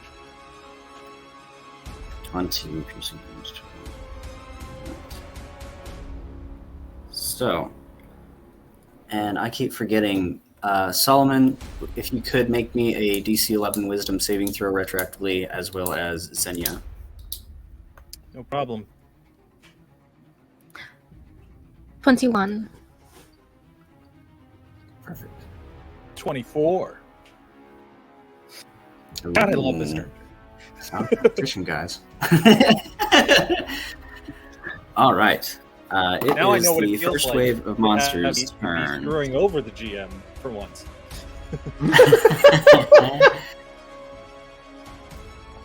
So, Sorry, Chris. no, you're good, man. This is fun. Having One. fun. So much fun. 2. 1, 2. 1, 2. They're swarming in. Ah! So They're you notice everywhere. these creatures are moving pretty slowly, but they are encroaching as you kind of come in here. And 7's going to move closer. And is going to be the only one able to attack this round out of that wave. So, Xenia. That is 18 plus 2 against you. Does that hit? Yeah. Okay. So you are going to take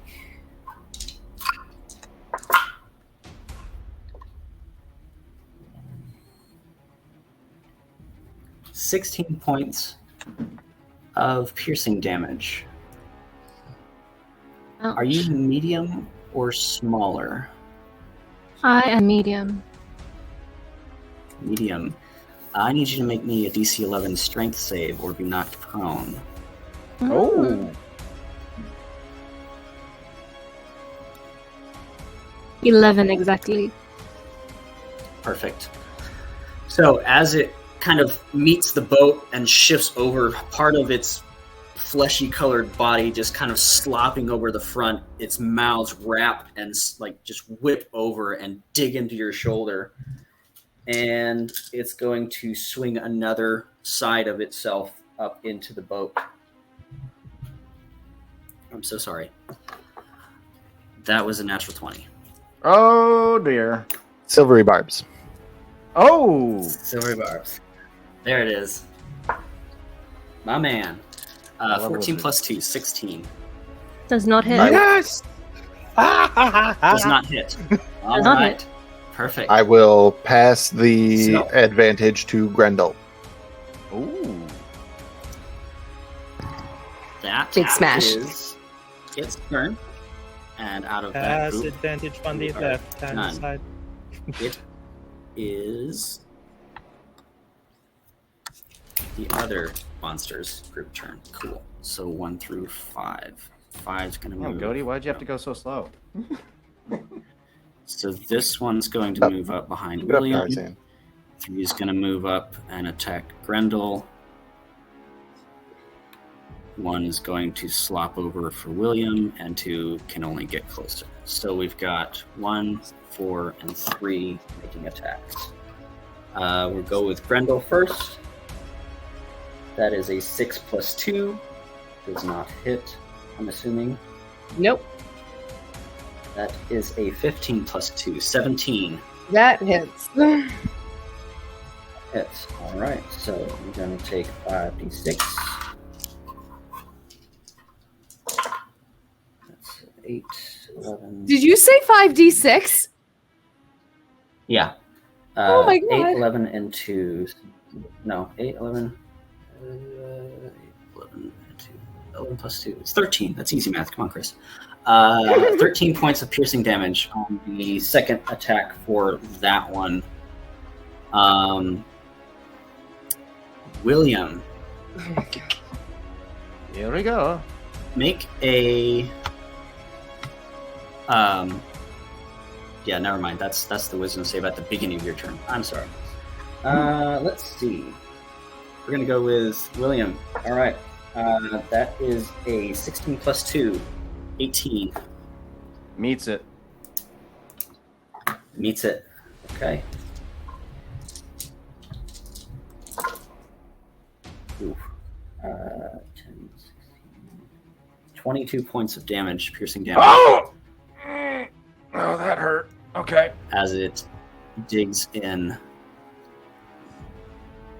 And it is also going to use its blinding spittle. Make me a dexterity 14 saving throw. Okay. That's a 14. Cool. 14.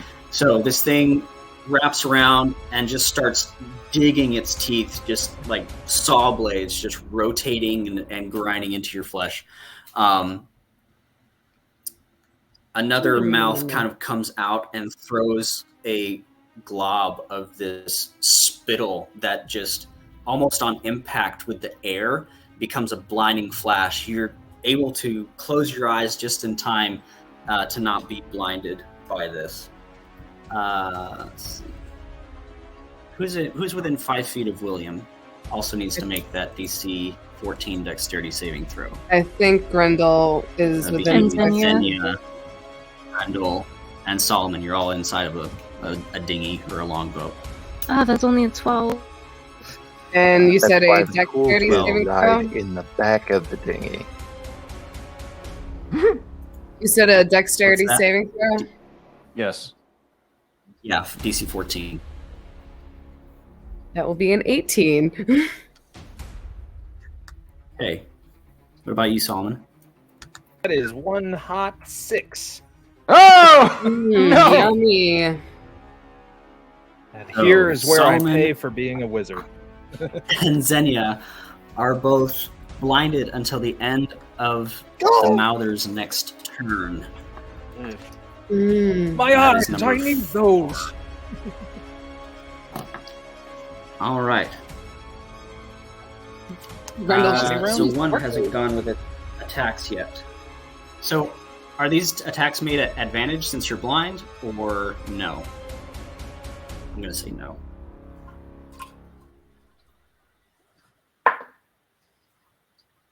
That is a 7 plus if 2, a DM 9. says that you have advantage or not, you say yes. That's a 9. I'm assuming that doesn't hit Solomon.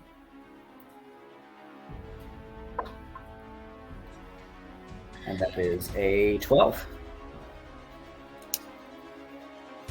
Do either one of those hit Sir Solomon? Nope. What you going to do All about right. it? So this Mouther, as it's coming over the Guys, side I'm of the getting boat, cocky. just Somebody kind pull of me back. Somebody pull me back. it kind of flops over, and just as it does, the blinding light goes off, and its attacks miss Solomon. And we are Goaty. Yeah, Goaty is up. Do your thing. All right. Chicken Finally. wing. That being said, let's go. so Goaty, looking at how the situation has changed, because totally his low initiative is simply because he has been strategizing the battlefield. That being said, he is going to take the leap out of the boat to the shore, right now, turn northward, and as he lands and takes that turn northward, he's going to raise his hand and punch at the ground and send a pulse wave, which will hit Gibbering Mouthers number 3, 5, 7, and 8, meaning that they all have to make, double checking, Constitution saving throws DC 14. Okay, Smash? so 7 Smash indeed. is, let's see, Constitution. Ooh. That's a 15 for 7. 3 is 6. You said 5 and 8 as well? Yeah, That pretty is much also everything. 6 for 5. everything on that side. And of it. 8 is a 17. So 8 and 7 don't move, and 5 and 3 move back how far? Double checking. 15 feet away from me. And that also being Away said, from you. the ones who fail. Let me double check.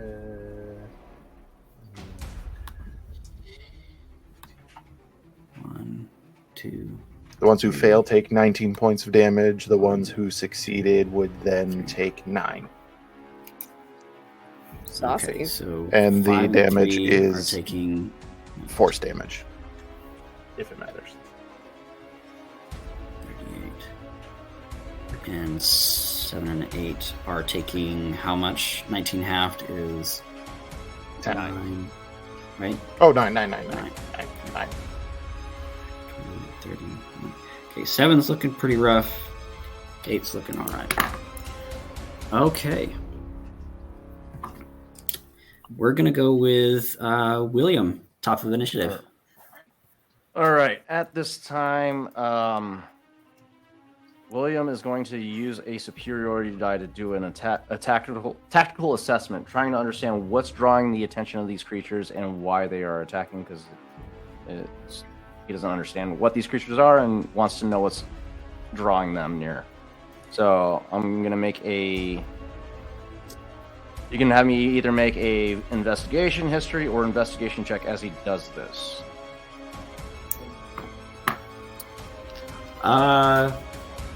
What are you looking for again? Trying to identify the source of what's drawing these creatures. Is it the group Okay. that's attracted Our to, or is sexiness, it the that's boat? why. The motion? It is. Yeah, make an intelligence check for me. Which one? That's going to be either investigation, history, or insight. Either way, I have advantage. Let's do insight. Okay. Cool. So I get to add a d8 to this roll. That's going to be a 9 plus 1. That's 10. Add a d8. That's a 6, so 16 total.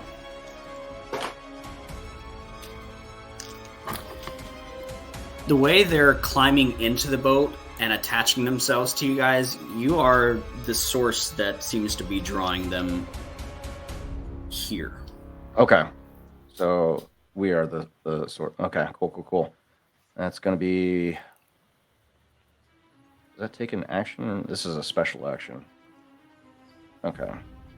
All right, cool. So with that, he's not grappled by 4, is he? No. Okay. All right, that's perfectly No, fine. not grappled. All right. He's going to follow, taking note of Godey's actions. He's also going to do the same. And no, what are you doing? Move out of the boat as well, taking that opportunity of attack. Should the creature choose. That is an 18. Damn, again? All right, yeah, that hits. I was hoping he was going to miss. Are you indeed fucked up? 10, 13, 16, 18 points of damage Yeah, as you kind of run through, but it just kind of slips down and the mouth's open, just kind of like putting itself under your feet and nipping as you're running, just lacerating things as it goes. Fucking ankle biters. William's looking a little hemmed up a little bit, but once he gets to that distance, he is going to use his bonus action second wind to recover 1d10 plus 6 HP.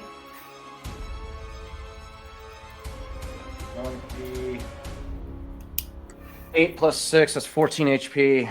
As he just takes in a deep breath. And that's his bonus action.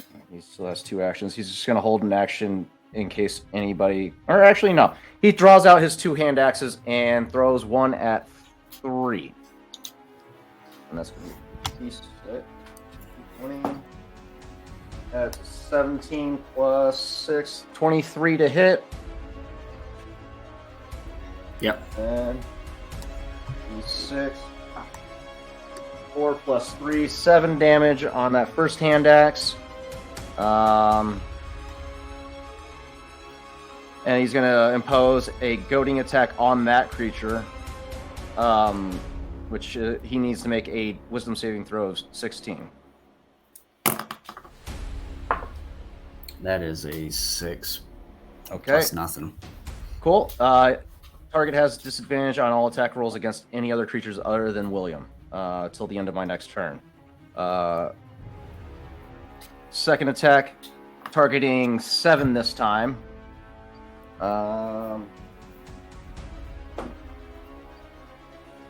That's a nat 1, so that's not going to happen. The boat Unless blows you got up. some insane modifier. Nope, that's a nat 1. So yeah, he went to go take a shot at the 7 and just went a little short. That'll end my turn. All right. So when he hits 3 with the we- axe, he shouts at him, "Oi, come get me, you slimy bastard!" So 3 is goaded and has to attack you then. Correct. Unless, I mean, he can attack anybody Perfect. he wants, but it's at disadvantage unless it's me. At disadvantage. Okay. We're going to bring in another face. As you all are engaging in this battle with these slow creeping, moving, just fleshy mounds of eyes and mouths, you see almost a dart of color as out of the woods comes a Batman. crazy individual. Would you like Preemptive to smash. Who could explain it be? what they see This player as that I you did see. rip into Can you help me this get this? individual? Hold on. Which one am I bringing in? I didn't hear it. The crazy looking one. The I first think name of the it's- character? I don't Preemptive know. smash. God damn it, everybody shut up. I can't. Okay.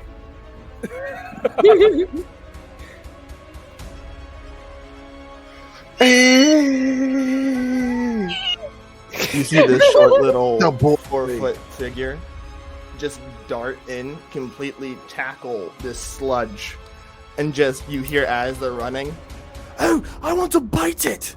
And you just see this figure tackle and just talons inside of it and start shredding it and just gets a mouthful. And that would be, what did I say it was? 33 points of damage That- total That. as this small creature rushes in, darting in out of nowhere and destroying this one that's in the boat right in front of Xenia, just ripping it to shreds. And we are going to Grendel. It's Solomon on deck. Grendel is definitely getting frustrated by all of these mouthers just like being annoying as fuck, and she just, you see her just getting frustrated, and she's just like, they're everywhere, why, this is so annoying, and she's like, it is not nice to bite people, and she is going to rage as her bonus action. You're raging now? Well, I forgot to rage the first time, so, and if anything, Grendel was probably more confused than anything. I don't play barbarians very much, alright? Grendel, Usually you're gonna yell, "It's Yeah. not nice to bite people," and you're just gonna see this little figure's head come out of the slime. But I like biting people! As it goes back in. Grendel I just have one turns it. job on this ship. Turns. It's stupid, but it's mine. What does this creature look like? Preemptive smash, by the way. But what does this creature look like? You see this little 4'11" figure with this light little cloak of a bunch of different colors and these 2 horns coming off the head with almost like a skull in between with almost like yellow eyes. Oh, that's so and then you see adorable. these golden tattoos coming down the cheeks and 2 fangs sticking out when they came up to yell. So I'm issuing upon a challenge out there right now to anyone watching. If you can make a supercut of all the times Taylor says smash on any of our streams, we will find a way to award you. Smash. Out of all That's of our a 4-hour streams, video. like it's gonna be like a few hours long. So upon Smash, Grendel smash, seeing smash, this smash, like smash, little smash, guy just like popping up from this ooze and just be like, I like fighting people. Grendel's just gonna go, ah! She's gonna point at them and just be like, who are you? Heads in the sludge. You've scared Grendel British. So she quickly shakes it off. She's gonna go to, I think, number 4. And she's gonna be like, you need to stop fighting my friends! And she is going to swing for her first attack. You have advantage. Oh, good, because that was a nat 1. You're welcome. That is a nat 20! There you go. Fuck I yes! punched my microphone Hey. in celebration. And the world has become balanced once again. So that will be a nat 20 to hit, plus 6 for a filthy, dirty, nasty 26. So how do we do crit damage? All right, crit damage, critical hit. I believe we're doing crunchy crits. So take your full. It's a D12, right? You believe you're Yeah, you're D12. in charge. So it would be a D12 plus plus 5. Well, for the crit that I rolled, it said 15 on D&D Beyond. But with that, so it would be. So What What did maybe you roll- add that. What did you roll? Add that to the. Add that to 12. So 25 points of damage. Okay. Right? No, 20, No. 27, because it's 15 points of damage. Well, I rolled Plus your a critical hit on D&D Beyond, so I rolled 2 D12s Oh, instead of 1 D12. so just roll 1d12 and then add 12 to that. Yeah, just Okay. roll 1. Okay. That will be a 10. So 22. 10 plus plus 12 plus your proficiency modifier. oh yeah, and I'm raging, so that would be Strength plus- mod. pardon. So add your strength mod as well. Oh, so that would be Rage plus mod. 3. Sorry. Yeah, What? it's your rage mod. Yeah, that's right. Okay, so yeah, that will be plus 3 more points of damage. So 22, 25, 28 points of damage. Yes. All right, Your you professional have barbarian. successfully chopped this one down back into the riverbed, and it is Okay. no longer wanting to bite. Anymore. No, don't make it bigger. Take it away. All right. It grows. No.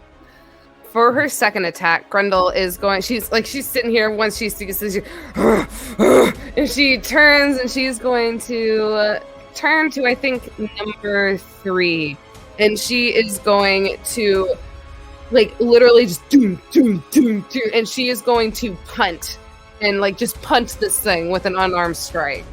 Okay. That's impressive. Let's go. That will be a 17 plus 6, so I'm guessing that hits. Yeah. And that would Yeah. be 4. That will be 4 points of bludgeoning damage. Okay.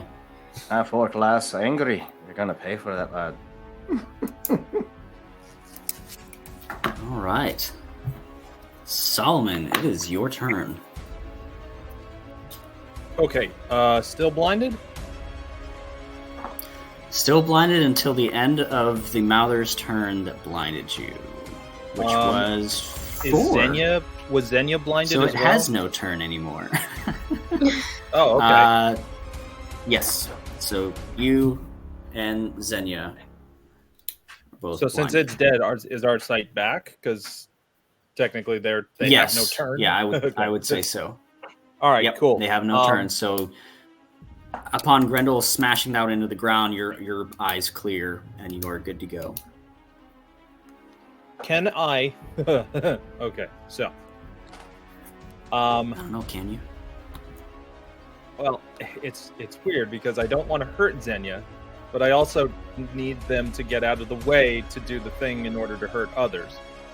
I have a thing as well. But instead of that, because I don't want to screw up too much, I'm just going to look at the one that's in front of me, and then notice the triangular formation of 2 and 10. Kind of do some like quick math in my head. Pull out from my component pouch a piece of. Gotta read it right because I always like to use components. A tiny ball of bat guano and sulfur. Direct my sight right into the middle of that triangle and cast Fireball. There it is. You need that move to cast Fireball? Oh yeah. That Well, Right. as Where long are we as casting they this? fail their deck save. So where are we casting this? Who needs to make a dex save here? That's going to be 1, 2, and 10. 1, 2, and 10. Yeah, because Zenya's like somewhat behind me, I guess. So it's like, oh, they're away from the radius. 17 for 1. Damn it. 12 for 2. Awesome. And 9 for 10. Cool. 2 out of 3 fails. So that's going to be... It's going to be half of what is about to happen. Oh, look at all those d6. 27 points of damage for the 2 that failed. The fire damage. Half of that for the one that saved. 17. 10. Let's see. 17 for number 1. All right. 18 for number 1. The one that's directly in front of me. All right. Just see. So pulling as you out kind of target this, mirrored on the wand.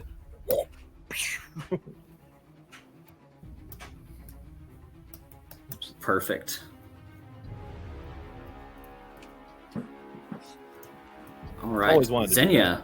It is, unless you want something else as a bonus action movement there, Solomon. Yeah, I can't really justify anything other than maybe taking a step back from one, but it's going to try and bite me anyway, so I'm just going to hope it burns.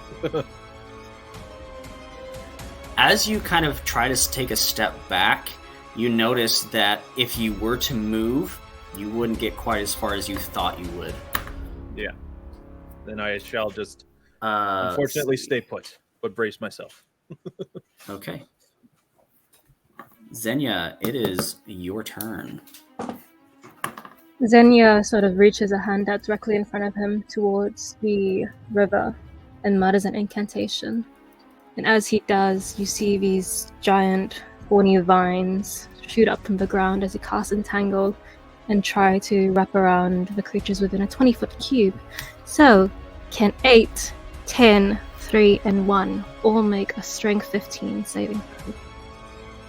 Oh my goodness. Alright, let's go with 3. That is a 17 plus nothing. 8, natural 20. Then 11 for 10. And you said 1? That is a 5. So 3, 1, 1, and 10 all fail. And 8 succeeds. the What are we doing? ones who failed are all restrained until they can make another Okay. strength saving throw to free themselves. Nice. Look at that. You And could have then- made your way Any to damage on that spell? There's no damage on it, but the area damage, just becomes restrained. Perfect. terrain. That's awesome. Do I still have my bestial spirit from when I scouted? Because I don't believe I dismissed him. You still have them, yeah. So from above, Xenia sort of calls out towards the sky, and then you see this shadowy figure sort of circling and flying as it continues to circle downwards. Gets bigger and bigger until you see this large monstrosity of a Keepian, which bears a great resemblance to an owlbear, but has these huge bat-like wings and clawed-like talons for feet. And it goes straight towards 8 to try and do a rend attack. Please hold. FaZe would know what that was. Yeah, FaZe is dead, so what is he gonna do about it? 1 second. You looking here, Isaac? You looking here? You see this? Not impressed.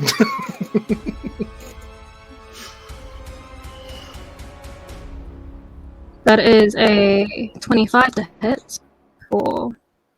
Yeah. Let me just see how much damage.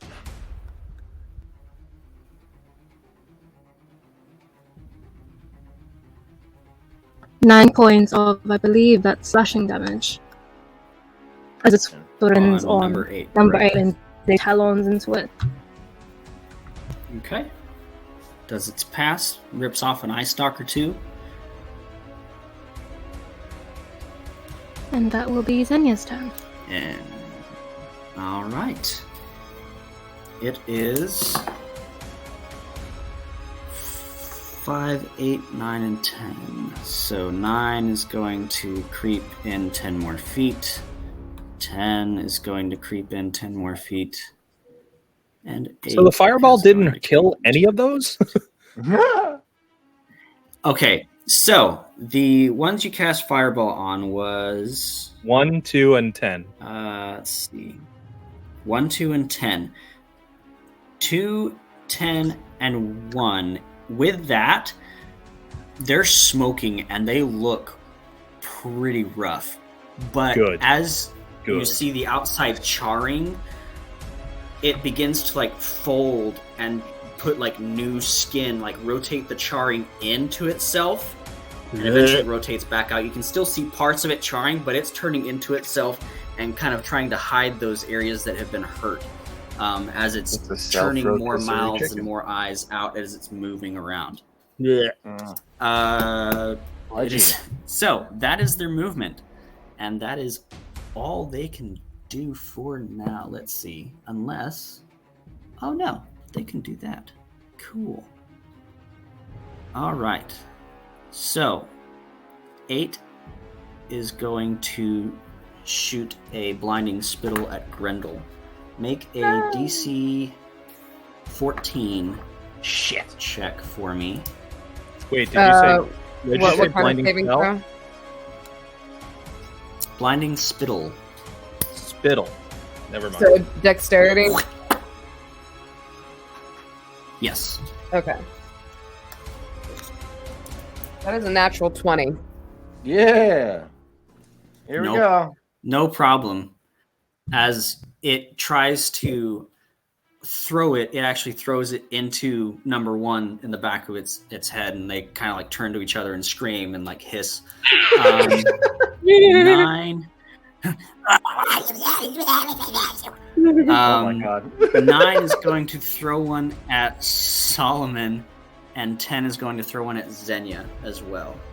So, if you could both make me, Solomon and Xenia, make dexterity saving throws, DC 14, and anyone 19. within 5 feet of them. So Grendel, make another one. Okay. 19, perfect. 20. Even better. That would be a 14. Oh, that makes it. 14 makes it, perfect. What you Oh. got, Solomon?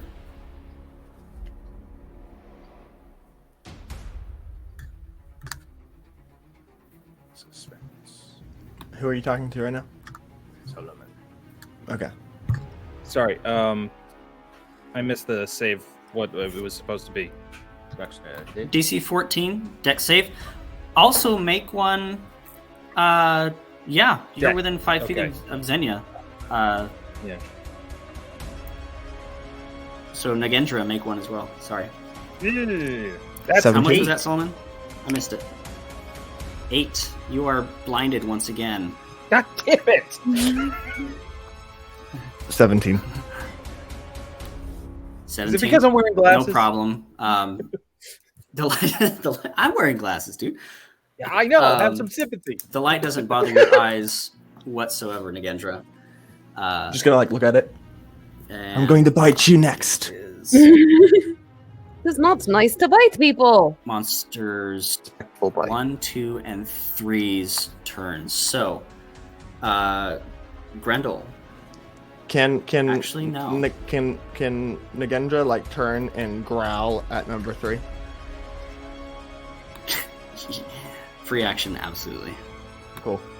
Nagendra's just gonna like come out of the going to slime move that they were just in and turn to like. Over Is the and make Was one that one attack restrained? against Grendel at disadvantage. Number 3. was it number 3? Yeah, it was restrained. It was Yes, one. It It was. wasn't. It can't move, can it? It Cannot was move 3, unless 8, it and makes 10, a- right? Needs to make. Yeah. 3. I need to mark that here as. There we go. Got him. Okay. 3, 8, and 10 cannot move. This So one this can't action move. goes back up This here. one can't move. This one can't Perfect. move. That one's fine. Cool. All right. So it's gonna take both attacks at Grendel at disadvantage. Bring it on. I will punch you like small That's a nat football. 1. And for number 1, it's going to go for Solomon. That is a 17 plus 2, 19.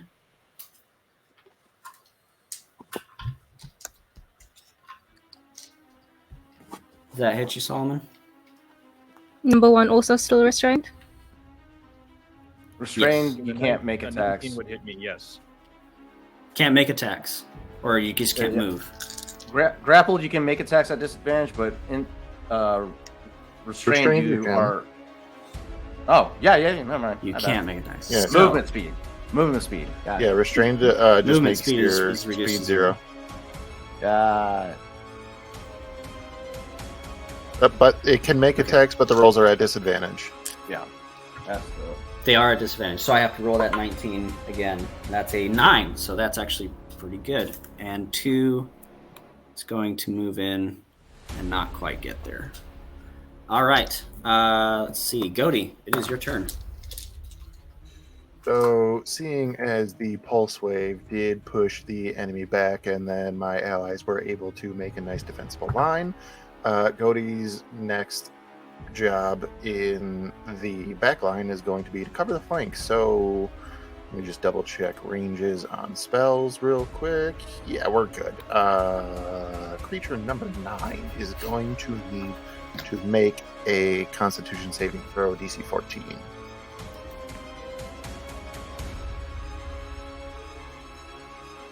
DC Constitution 14.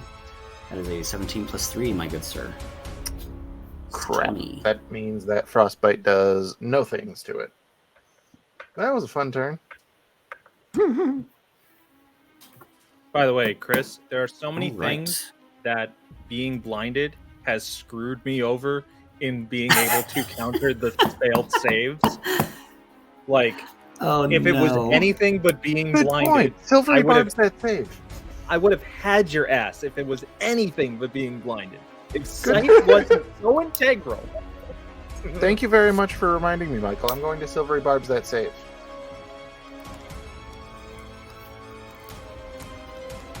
Which one? So, 17. William, Well, Chris, I wanted to. back up to the top. I have to do Oh, you that. want to do something else? Sorry. I wanted apologize. to. I wanted to Silvery Barb's the save that it made, so I had to roll with disadvantage. I forgot that I could do that. Oh, Ah, suck it, DM. that is a 17 again. Oh! Ah, well, I will pass the. Never advantage mind. I take back my taunt. I will pass the advantage to William. Don't remember any of that. Okay.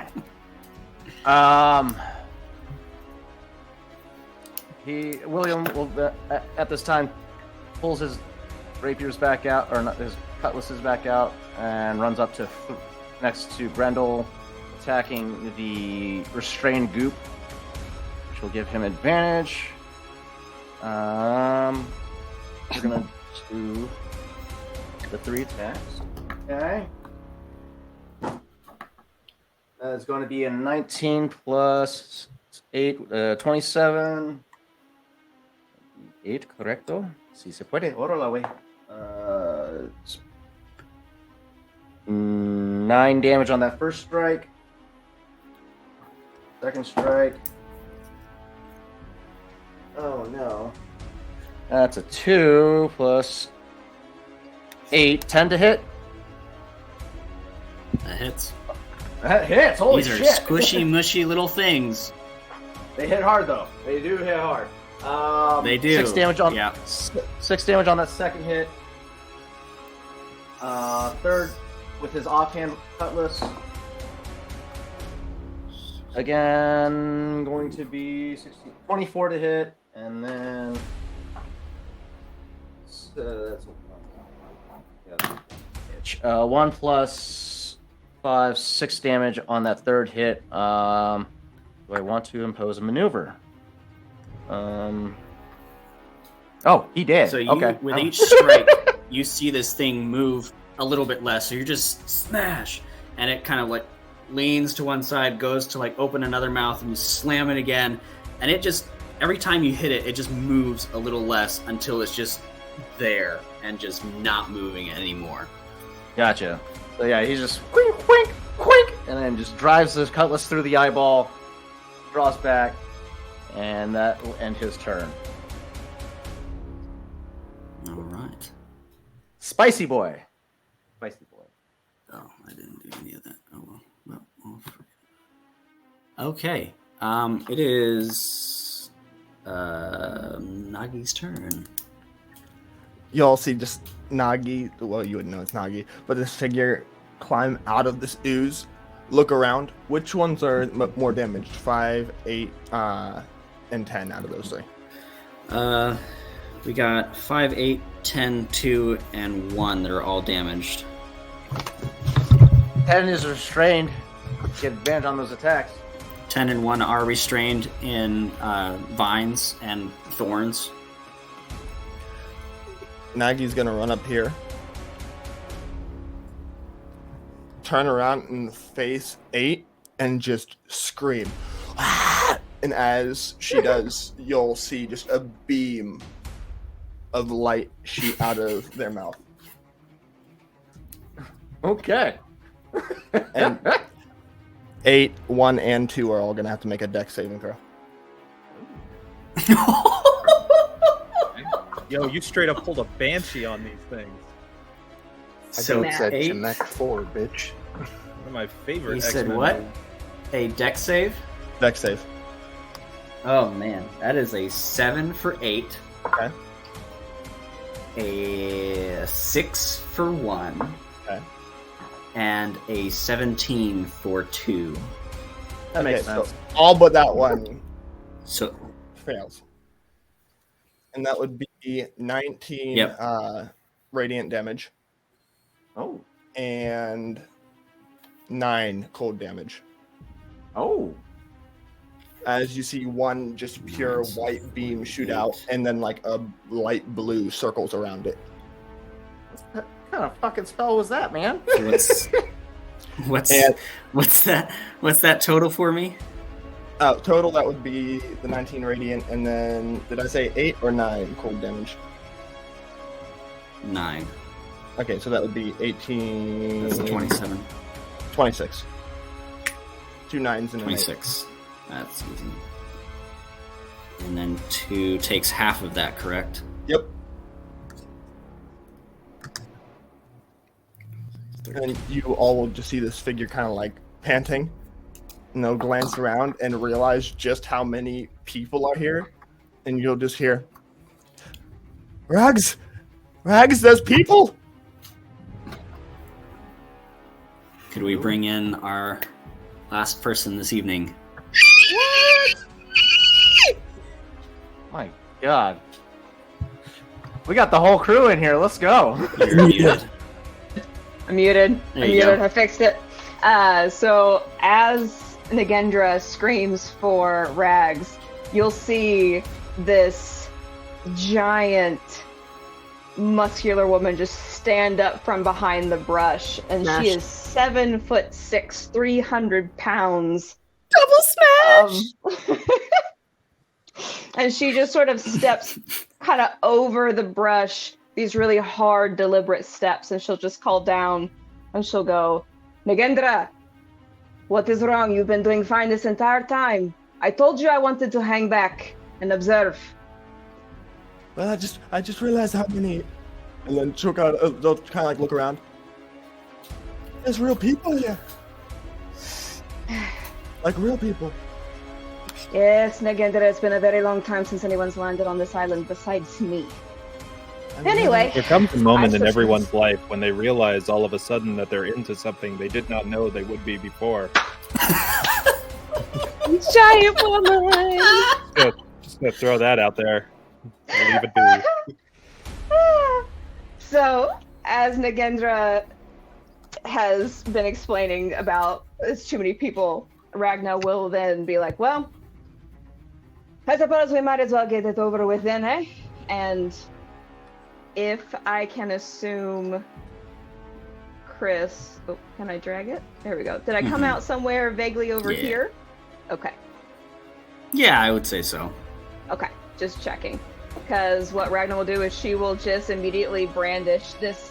You realize that she has this giant, ornate, old-looking warhammer in her hand that's actually got a chain attached to it that has her other hand gripped around. And she'll run up to this mouther behind Nagi and just like do this giant swing and like uppercut where a face would be. Chris, can Nagi use their bonus action to aid Ragna seeing about our bond? Is that one of the abilities that you have? Yes. Yeah, go for it. Okay, you have advantage on the attack. Cool. Swinging with my hammer.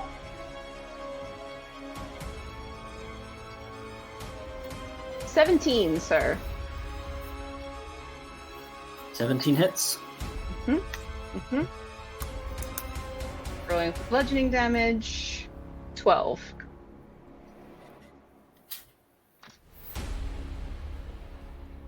And I also, Chris, get to do an extra attack. Mm-hmm. Can I do that at any time? And what's the... Yeah, once you take one attack, you can take your second attack. Once you initiate and take your action to attack, you take your second attack. Did you have... Is that 12 with your other damage as well, or is that just the bludgeoning? I believe I added it to the Warhammer, so it's all in one. Yeah. Sorry. Oh, cool. So it's all one. Perfect. Okay. Yep. I homebrewed it for That's you just earlier. for my tally numbers. That's it. Okay. Thank you. Do I get advantage on the second attack? Just the first one. Just the first one? Okay. Just the first one, yeah. That one is a 13. That also hits. Okay. And smacking for another 12. Smacking for another 12. Another 12. Perfect. This one is looking really rough. One that was not in the fight at all and kind of inching its way towards, and Nagendra just walks over and just begins to just blast just mouths and eyes off of it. Just bam! That's 3. Okay. It is Grendel's turn. All right. So, upon seeing this giant woman enter into the fight, couple smash.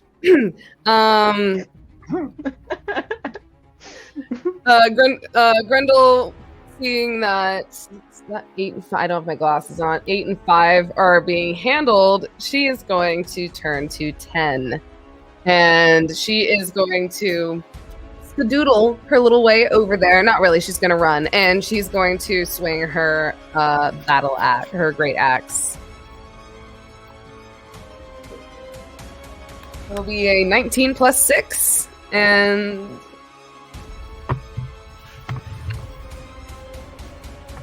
wait, it's a D12. Yeah, D12.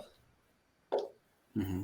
That would be 8 points plus 3, 8, 9, 10, 11, and then plus 2 for my rage. So it's 10 points damage total.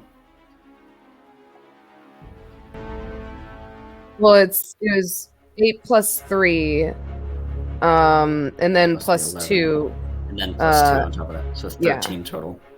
Yeah. Okay. And then Perfect. she will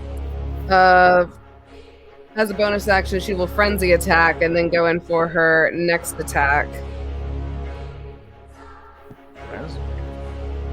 And that will be a 17 plus 6 to hit. And that will be... Hits. That is a solid 12, 13, 14, 15. So 17 points of damage on that second hit. Okay, this one is looking... It went from injured to looking pretty rough. Things are tanky, my god. So... Wait, do I get advantage on those rolls for the attack? If you're attacking recklessly, yes. Yes, because it is restrained. So I'm gonna roll two more times just to see if you get a nat 20. That's an 18. You got this. And a 19. Ah, so close. You don't have So close. Real close. Real close. Mortal critical. All Do you right. got that? Anything else? She is You that don't will be have the that end. yet. I think that's later level. That will As far be as the mortal end of critical. my turn. Perfect. Solomon, it is your turn. You are currently blinded once again till the end of Ten's turn. You know what the worst part about all this is? Is that I'm blinded, and I didn't get to see that entrance of what is surely going to be an infatuating creature. Oh, Mike, I'm Just dead. hear something. I'm It's dead, like, Mike. So Who is that? Solomon Who is is like in his own personal hell right now because he is trying to fight and can't use the gifts that he has been blessed by the Fae to use in battle. So, let me ask you this: do I have to? Am I allowed to use prior knowledge of the fact that I have a number of party members in mind that I remember before I was blinded, and have an idea that they Mhm. exist in order to use an ability that can help us? let's Or do I see, have to because see people have them moved around the actively? battlefield. If it requires you knowing their location, really the only person that hasn't moved is Xenia. Everyone else has actually moved different locations. That's going to be useless for us, unfortunately, Xenia. So, all right. So, what can You I could probably use do? a free action to call and be like, "Hey, where's everybody at?" Okay, let's do my best. Well, I want to can I just use my free action to tell Xenia to move 5 feet that way? And once I know they do, can I hold my action to then use the spell I want to move? Absolutely. Absolutely, that's perfectly fine. She's Cool. right after you, so with the initiative makes sense, and it's pretty quick. Perfect. All right, so I'm basically so Xenia moves. My held action will be to cast Thunderstep and just go guess backwards, away from where everything I know is over there, because I can still hear. So I'm just gonna be just go that way. Perfect. All right, cool. So that means that 1, 2, and 9 have to pass a level 15. Jesus Christ, I'm so upset that I missed the cool entrance. A 15 con save, DC 15 con save. Con save. Oh no, that's a 14 Yes. plus 3, Yes, you 17. 6 plus 3 is 9. And that is a 13 plus 3, 16. So 1, 2, and 9 in that order. So succeed, fail, and succeed. All right, So that 2 means is taking the full brunt of whatever that was. cool. The ones that failed are going to take half of 28 points of thunder damage. jeez. So that's 14. The ones that saved, rather, take half. The one that failed, 28 That's 1 points of and thunder 9. damage, and I just go whoop, like right here. Right as you thunderstep, the first one is restrained and gets pulled back by the vines. The vines are blocking a lot of that damage. 2, as you just cacophonously take off, is just destroyed as you go by it, which is terrible because you didn't even get to see your cool stuff happen. And 9 takes its first damage so far. So mad. So With mad. that. There's so much All cool right. stuff happening and Xenia. I can't say shit. You are up. All right, so now it's Xenia's actual turn, right? Okay. Mm-hmm. Yes. Xenia is going to move forward 5 feet to engage with number 8. And again, try and bring his quarterstaff down on its head. All right. 13 to hit. Hits. 8 points of piercing damage. All right. And then the Kipine is going to lower its head and then gore number 8 with its giant sort of crown of antlers on its horn, on its head. Okay. Definitely hits. There's a 25 to hit for Reza. For 9 points of slashing damage. Which side are they on? That is 16. Xenia? Flanking the opposite you. All right. So Or technically like above number 8, like 8. they're flying. Yeah.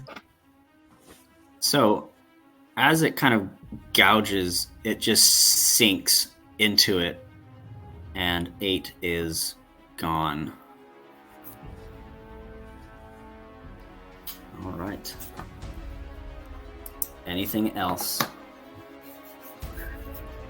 Nope, that would be the end of my turn for now. All right. So it is 9 and 10's turn. 10 is going to swing at disadvantage, correct? While restrained? Yes. That's a 2 times. Double 2s. Snake eyes! And 9 is going to move its 10 feet. And that is a 14 plus 2. So it's a 16 for Solomon. As it sees you appear over here, turns and begins to just move over towards you. 16 hit, Solomon.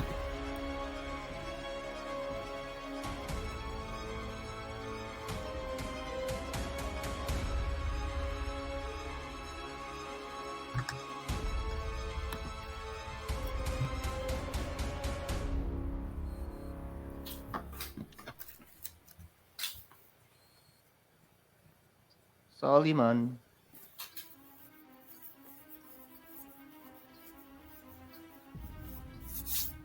Hey, there's a pig on the battlefield. 16 hit there, Michael. Hey, big.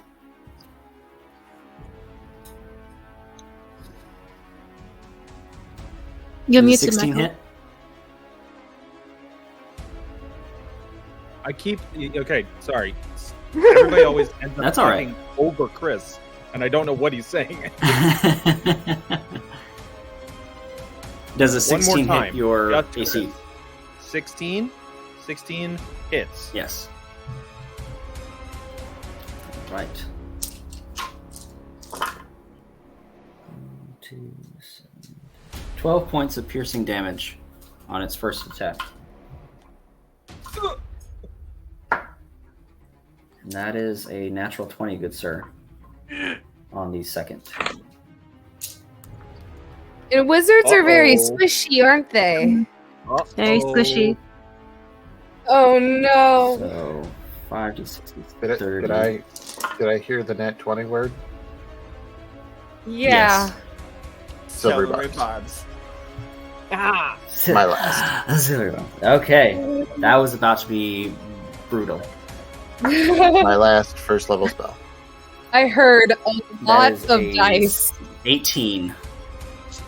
So It's not a crit. on an 18, It's not a crit. you This is take true.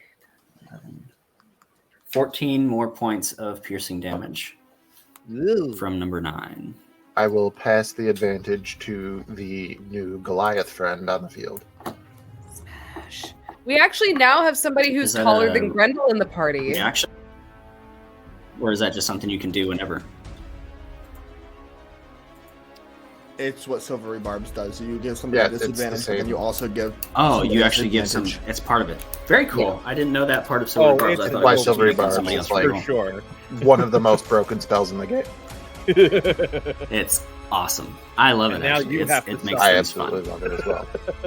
Should see it when I will Holiday and suffer with Silas are in the gladness. same room. All right. So it is 1, and it can't move, but it will throw a blinding spittle. The only person that's 15 feet is Grendel. So Grendel, and I think that is your spirit animal, Xenia, both need to make Dex saves 14 or be blinded. Also, You just I'm- Solomon, Luke, cover your eyes. That is a 14. That is a 24. makes it, beats it. 24 definitely beats it. All right. So as you turn around to kind of see where you are, your eyes clarify, Solomon, and you turn around and begin to just get mauled and kind of gooped over with this cold, damp, fleshy creature that is kind of climbing on you and just taking bites everywhere it can. It is no, because number 5 is also in that group. You're So- making me look bad in front of the giant lady. Ragna, does a 19 hit? Yes, I'll double check, but it should. It sure does. It does. Okay. Looks like the DM's getting that smash in before you do, Michael. 15. 15 points of piercing damage on its first attack. 15 points. Oof. Ouchie. Got it. And it is also going to launch a blinding spittle. Make a DC 14 dex save for me. DC. Fortune. Nat 20. Wait, which? You can still roll. I'm just using fortune on you. Oh, Basically, okay. you can well, roll and pick either one of ours. Of course. Of course he took that. But what is this that now Isaac can just give everybody else his nat 20s? He finally figured it out. He finally figured it out. So, you shield your eyes and you make that save. No problem. It is Godie's turn. Ah, me. Okay.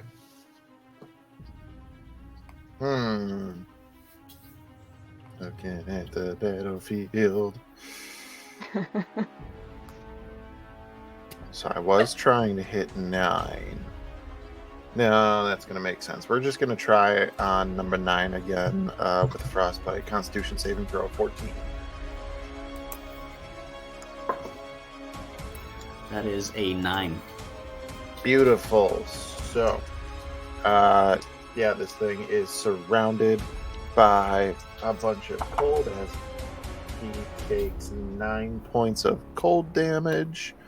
And the next attack roll it makes before the end of its next turn has disadvantage. So you said 9 points of cold damage? Yeah. Or did I hear that wrong? 9. Okay. 9. Okay. All right. Anything else for you? That unfortunately will be me. Okay. Back to the top of the round with William. It is your turn. Quick question for clarification. Picking up an object is a free action, or it requires an action? Depends what you're picking up. Like if it's something heavy, probably an action. If it's something quick, like a rock or something, William was going to try and pick up action. his two hand axes that he threw on his way over to 1. If they are in line, yeah, go for it. On your way over. The two creatures that were... Can you see my marker? The two creatures that were originally here and here, all along his way. I can't remember what numbers they were. But yeah, he's going to... As he's running by, he's going to try and pick those two. Go ahead and pick them up. Okay. Yeah. But as he goes, make his way over to 1, he's going to use the hand axes as his attack weapons for this round.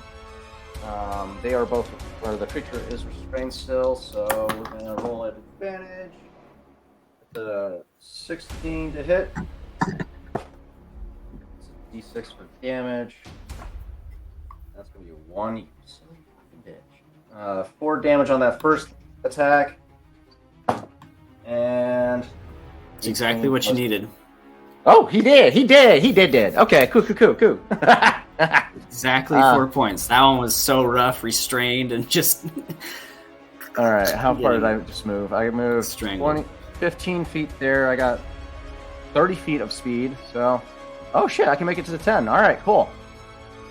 Moving to 10 from there, following up with his second attack with the 24. Yeah, 24 to hit. And that's going to be an additional 7 slashing damage with that second strike. Damn right it is. And then following up with a third bonus action attack. Rough. Okay. Offhand attack. Finish him. That's going to be 23. And 6 slashing damage on that second strike on him. Gone. Williams now stealing the barbarian's kill. Up the battlefield. Yeah, what? William, he runs by, picks up his 2 hand axes that he thrown earlier, just comes up, whacks one, cleaves off the eyeball, runs up to the other, whacks off the eyeball again, and just looks over at you, Grendel. I believe my count set's 4 now. What are you at? And Grendel just looks him dead in the face and goes, I cannot count. Well, technically speaking, I almost killed that one, so it doesn't really count. And as you look over, they just like... Nagendra, you're up. Nope. Let's go.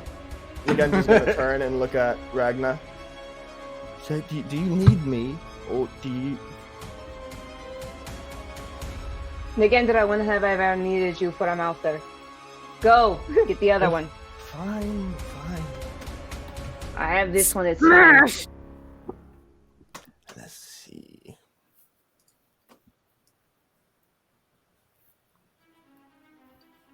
Oh, just you should barely. Have enough movement to get just barely.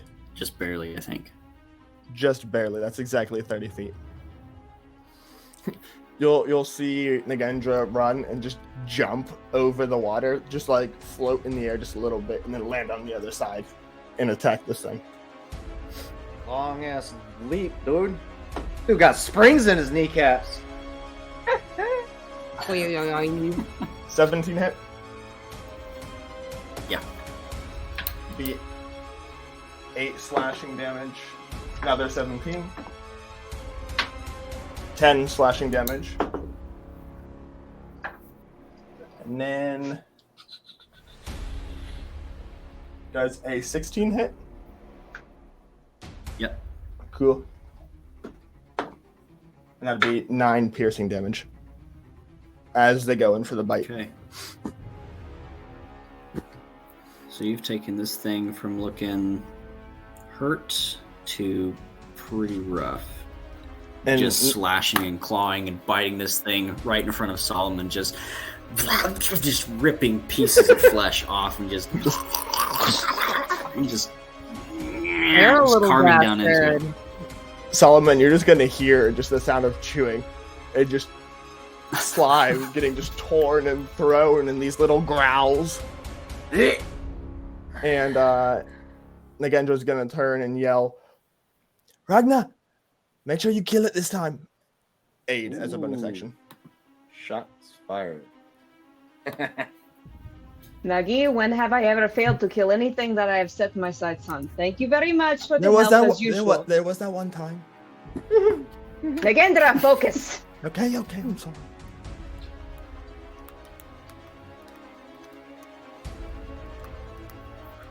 Ragnar, it's your turn. I was gonna say my turn, right? So Absolutely. as she's been dealing with this one right in front of her, and she's whacked it twice. Now, she's sort of pissed off that it's managed to get a little bit of damage off on her. She will just sort of swinging her right arm just back all the way as far as she can, and she's just gonna backhand right across the middle with her hammer. Smash. Does a 12 hit though? She's trying. She's trying real It hard. does. You also have Okay, the good. advantage because Aid. Oh, right. My bad. Like 19. face palmed for like 15 19. seconds. 19 definitely hits. All I see is a black cat start looking in my window. That All I saw was is- eyes. That is 13 damage. Perfect. How's it looking? It's looking pretty hurt. Yeah, it's looking Okay. pretty hurt. Do I need to do my second attack then? Because I'm swinging it again. Mm-hmm. Okay.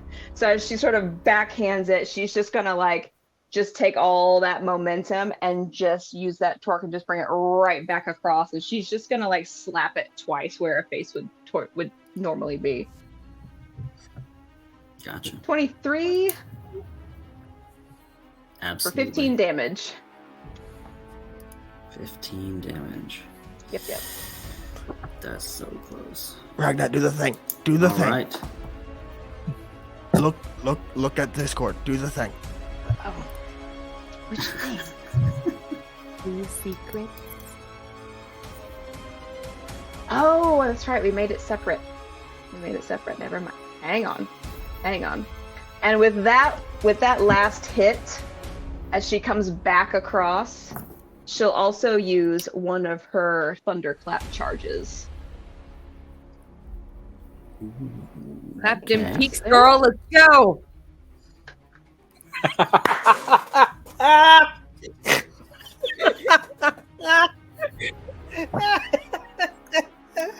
Oh, we're having performance issues. Hang on. I can't This get is my a thunderclap wild, charge to- wild game, y'all. This is a wild one of a game. Goodness. Look what Honestly, you this done is did, heaven right Chris. now. We have 2 giant women in the party. I am in love.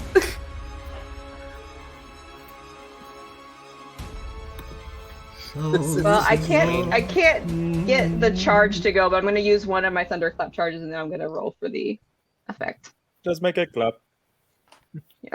6. Thunderclap them cheeks. All right, Taylor, someone get 6. the hose on her. Damage? Yeah.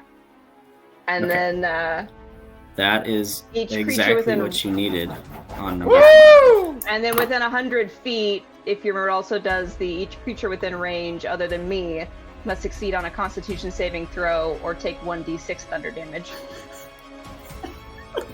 Con save. As you Right all now. see this, What? you Do we have to hear make a con a save? almost delayed yes. Oh, fuck. So, We need clarification. oh, that's Are a you nat using 1 a for monster. thunderclap or thunder wave? I think Thunderclap. it's only within 30 feet. Yeah, 100. It makes 100 feet. It's the within sound can 30. hurt Of Yeah, it's noise. 300 feet. You can audible, but it's not. Yeah. It's Oh, only okay. 30 30 feet So then what's- actual. 30 feet actual for the Yeah. damage? Okay. Yeah. Okay. We Ah, all shit, I'm heard. still I'll within make- range. God damn it. I'll make a note of that. Don't worry, it is a I'm common still in misconception. range. Wait, Godie's in there too, so literally everybody, except for me and Solomon. Ah, Yeah, shit. that's okay. I didn't realize that it had like a different range. It's I thought okay. the audible was Ragna would do it. Wait, what am I doing? I I don't gotta make a like con Con save? save. We're getting hit with a thunderclap. That would be a Oh. 22 on the con save for me. High intelligence, your baby. cheeks cracked. I knew to get the fuck out of Dodge. That's gonna be a 20, The wisdom of Solomon prevails. 22 for me. Thank God. How much damage? Or take the 1d6. Never mind. Okay, we're good. Yeah. Yeah, I got a 13. Oh shit! What's the damage? Gotta roll a d6. Mhm. I gotta roll a d6? Or is it Ragnar who rolls a d6? I guess that's DM's discretion at that point. Yeah, I was gonna say I actually don't know which one it's supposed to Uh, be. it's your damage, so you go ahead and roll a d6. My damage is an for that. I roll it. Okay, Yeah, you go ahead and roll Okay. that. got it. 5. Woo! I'll take that, that's fine. I have temporary HP. I am so happy that I'm Alright. far away because I would have been in death save. It is Grendel's turn. So we only have the one that's next to That is Solomon, all of right? Ragnar's. So how many Yep. feet away from this thing is this? Let's see. As you are 1, 2, 3, 4. You're 25 feet from it. Oh, okay. 25 to So 30. Grendel, upon seeing the last one attacking Solomon, she is going to take out her javelin. She's going to kind of toss it up, aiming it, and she is going to rear her arm back, and she is going to fling it right at this thing. Don't miss, lass. You're gonna hurt That is a somebody. fucking nat 20. Woo! I love her. So, Nailing it. so She that would not be outdone. So that would be 1d6 plus 3, and then, it would be 6 plus another d6 D6, to roll? Yep. Okay. You got this. That would be 9 points in total, plus 3 for the javelin, as well as adding 2 more points because of my rage. It's 14. So, Grendel, how do you want to do this? There you go. I would say probably after like Grendel shoots the javelin, she's just gonna be fucking sprinting, and she will then literally be running. And the only thing Solomon would probably see, as well as how do you pronounce her name? Nagendra? Nagendra. Nagendra. Okay. And probably Nagendra, you just see this giant orc woman, like 2 feet in the air, sideways, kicking this thing onto the fucking ground. And she like stamps her feet a few times to make sure it's dead. And she's just like, "We do not bite people. It is very mean." I bite people. And then she's gonna turn to Sullivan and ask if he is okay. No. I'm in fact very injured. Who's talking right now? It is me, They still Grendel. blind? I don't know, DM, am I? What's that? I'm sorry, I didn't hear the question. Am I still blind? We're all dead. Really not. No. Good. And I'm going to see this wonderful, innocent child. This gigantic, wonderful, innocent child. You guys see this allow little her to, 4'11" figure right next to this tall, innocent child. Just turn around Isaac. and Isaac, shut up! I'm talking.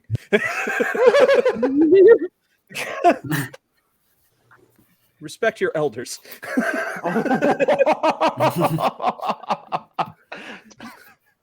I will look at Grendel. Let her pick me up, wipe the crap from my eyes, and then see two new people, one taller than Grendel, and just go, all right, and just kind of like all of a sudden start to like suck it in a bit more. Yes.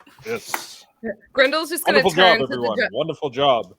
Excellent. That's how my crew does it. Grendel's gonna No, turn to how long have they been Ragna, there? seeing the giant woman, and she's just gonna wave. Hello. Ragna, seeing Grendel wave at her, will just sort of give her a very stern look. And she'll just sort of like stomp all the way over to Nagi and just pick Nagi up by the back of the cloak and put them on her back. Are you all right? Nagi will kind of like swing down, just arms over the shoulders. Yeah, I think I'm all right. I just noticed the teeth. I was gonna say earlier. Goody. I think your picture's big now. I can see you have fangs in. Yeah. I just noticed the stupid teeth. and Ragna will look at Grendel and just say, "The Gender is allowed to bite anyone that they want." Oh, I wasn't talking about him. I was talking about the gooey things. It was not very nice. They were biting us, and it really, really hurt. I mean, we do call them mouthers for a reason. Oh, that's what Sure, they're we do. called. They're all teeth. I mean, I you should have at seen. first I thought Cody, they you wanted got a hug, something? but they did not. You should have seen Ragna when she first got here. Hearing Solomon say, "Yes, well done. That's what my crew would do." Godey's going to chuckle and just say, "I expect nothing more from the Magisterium." Oh, the shade.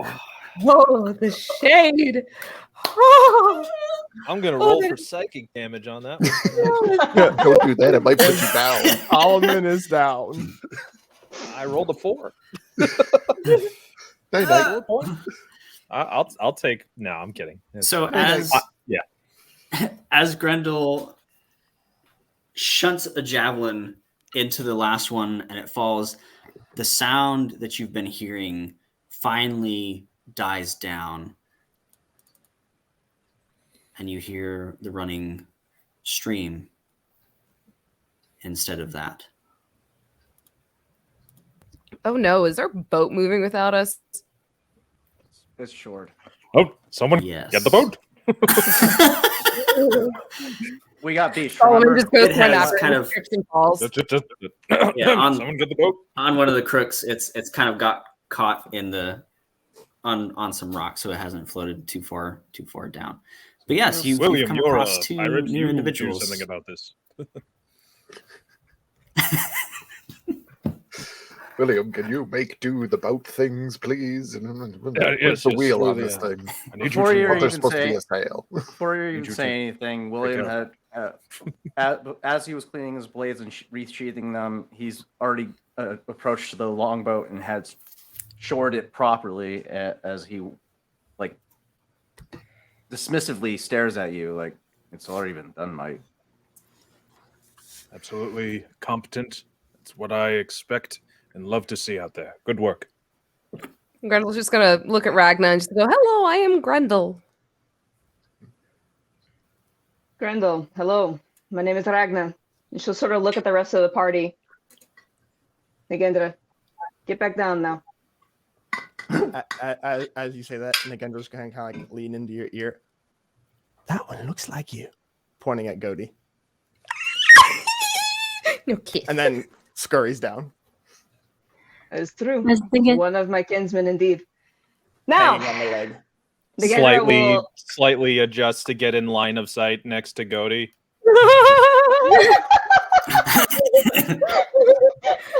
Ragnar, you'll feel a weight on your leg.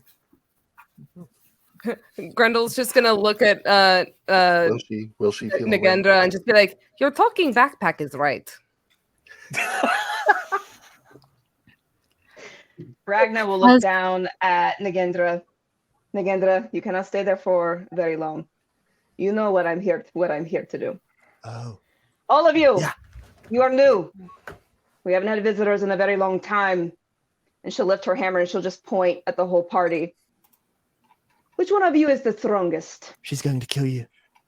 Immediately will points to fight. Grendel. Grendel's just gonna wave and go, "Hello." Define your or tell me your definition of strength. I think she means muscles. Clearly, Grendel has more.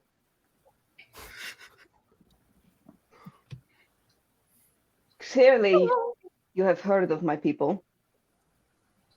Clan Verdermere prioritizes glory overall. I am on this earth to win. Who out of you is the very strongest? Only you are worthy to fight me. She's going to kill you. By defeating you, will bring me glory. Oh, I'll help you get the Well, I glory. took a turn. Ragnar will just sort of look at Grendel and just sort of cock her head. I think we all do at that point. Comparable in size to me, but I do not detect the same fighting spirit. I would You not, understand let what her, I ask of you? I would not let her innocence be mistaken for lack of ferocity. Understandable. You are asking to help get your glory, and if you need to fight the strongest person to get your glory, then that is completely fine. Like, you need help, don't you? That I do. And she'll just sort of drop her hammer to the ground and let it go with her chain. We begin now. Okay. What a cliffhanger. She's dead. Xenia sort of like gets up on his tiptoes and leans towards Solomon, saying, "Is this necessary? Was baby I think okay?" this is part of their culture, to be fair. Ah. Xenia just sort of nods to himself, sits cross-legged on the ground, and then starts smacking on his injury because he's looking rough. Xenia, you see Nagendra do the same thing, just cross-legged right next to Ragnar's leg. Nagendra, as you do, keeping there's a sort of lands, and then waddles over to you, bends down low, stares at you, very gently butts their head against yours, and rises back to their full height. Oh, I like this game! Yeah. Nagendra's gonna stand up and headbutt it back. It makes this sound in its throat. It's sort of like this like low chuckle. And then it turns to Xenia. Oh, this. And Xenia's just like, Nagendra and Ragnar, likes you. make a nature check for me. Yep. With advantage. Oh. Solomon is looking at all of I'm this with damn good at fascination and also a tinge of regret. And trying not to drool. 29. Shut up. 17. You saw nothing. Nagendra, you would be more attuned to this fact, but I've been here a minute. Ragnar finally finding somebody who's comparable and might pose a challenge gets you a little distracted, but you momentarily clear your head as the sound that you all heard before begins to creep in at a lower volume. But you would know that because of your massive thunderclap, more are beginning to close in on that. And there's only a matter of time before another wave could possibly begin to surround the group. Nagendra's gonna cock their head, run over to Ragnar, kick her in the shin. There's more coming. We should probably go see Mom. More. It was the thunderclap again, wasn't it? Yes, it was. Every damn time. Every damn time. All right, fine. And she It's points her really hammer. fun, but She grabs her hammer, pulls it up with the chain, puts it back on her shoulder. All right, fine. She looks over at Grendel. We will do this later. For now, we take you home. And again, just gonna like circle up Ragnar's body again and like lean into the ear and not even whisper, just like talk normally. So, are we going to snap the necks now or later? That is not very nice. It's not very nice. Snapping people's necks. That makes people die. Was I not whispering? Nagi, when are you ever whispering? Now, Oh, remember when I showed up here? What did Mom say then? Mom said to see if I found anything spooky. If I did, to snap its neck and bring it back up. Right. We Was I look spooky? spooky. Did I spook you? He just looks. Nagi, is my neck intact or no? Yes, Okay then, we're not snapping necks today. Let's take them to Mom. not yet. This is Might the I best point out Pixar that film I've ever seen. we- It's like Up, but just horrifying. While this exchange is quite adorable, we have a job to do. Yes, we do. Tell them, William. I'm sorry. Well, unfortunate. I thought you were leading this expedition. Well, I am now just trying to recover from injuries, so I will allow you to have the calm, as it were. Ah, Ragnar, you why is are a weak little clan leader then. Why is he Perhaps turning all you red? should be challenged for your right to lead. Big She's gonna woman. kill you. There is Where- a moment when you say that where Solomon just kind of thinks, would that work? Oh my god! And then he thinks better of it and just says, "Oh, perhaps another time." And he holds his ribs. I think you've taken too many blows to the head. Here, you should eat these.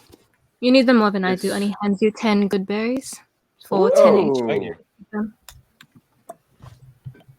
Well, your offer for hospitality is greatly appreciated, giant woman. We have a job here to do. This giant woman has a name. It's Ragna. You remember it well. And frankly, and she points out, what is coming now will interrupt all of your expedition. You must come rest. Where our home is safe. They cannot reach it.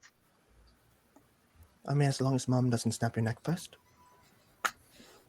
I bet your Kendra. mother is a very nice lady. She is. Ragna just sort of like, eh. The offer sounds quite enticing. Ah, Okay, let's go. And again, just hops down and starts walking. Negenda Celestial, will You'll lead the be way. following these two. I will follow behind. These two strangers lead you further into the forest part through a few paths. As you make your way through the thick forest and jungle-type vines, untamed wilderness is quiet except for the occasional breeze. And these voices almost seem like they're inside your head, and they begin to get louder and more annoying, just at that frequency that's just behind your ear that really is annoying. A light mist hangs in the air, rocks and moss cover the ground, and strange trees dot the landscape on your way through to a location tucked far back into the trees. A series of ropes and planks and ship mast conglomerate. It's a rudimentary bridge that leads to a small hovel covered in various types of moss, spider webs, and it seems made of different components of ships put together, but hard to tell. It's been here a very long time, and a lot of things have kind of covered it over the years. Small windows on the front allow sight into this small abode. It's tucked back against some rocks and seems to have some more organic shape to it on the top, around the back of it.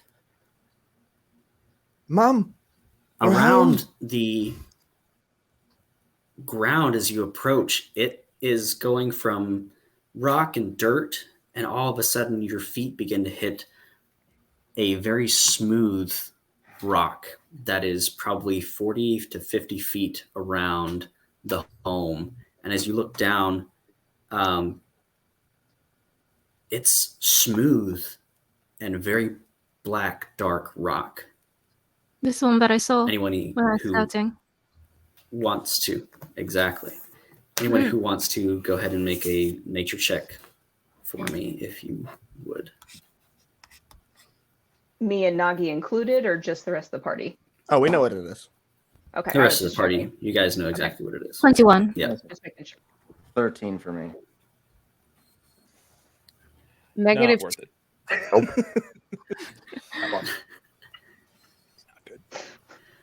All right. Anybody over a 14?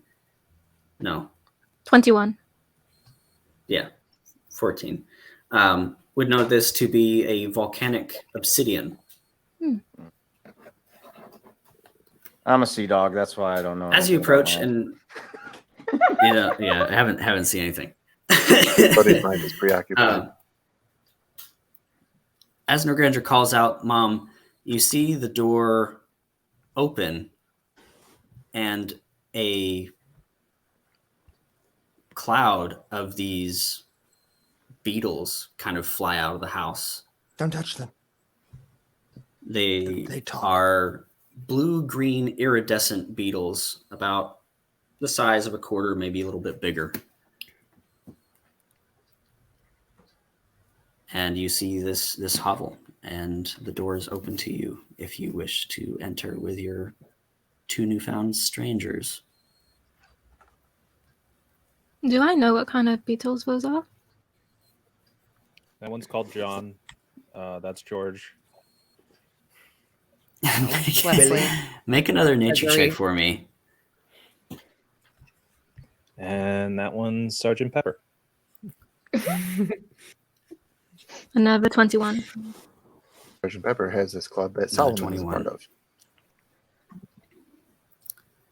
Very lonely. You've heard rumors and read in books of an extinct type of beetle that is said to possess abilities that affect the mind.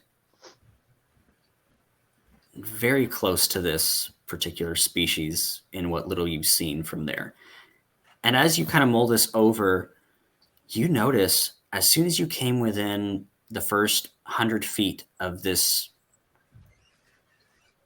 hovel, this little cottage in the middle of the woods, that nagging in the back of your mind, as soon as you stepped in about 100 feet from this place, instantly gone. It's quiet, and any sort of like anxiety that was building up just drains from you. And you finally feel like there was a weight on you the whole time, but you didn't really realize that there was until this moment here.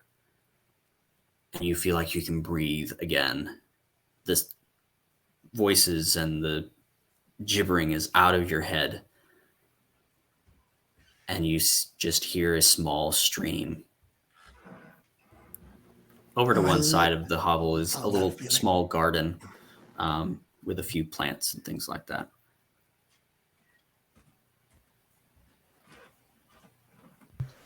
Xenia reaches into his pouch and then says, Rico, it's safe now. And the same hamster that used to be perched on his shoulder before scurries up his arm and he's like, quickly, I need my book.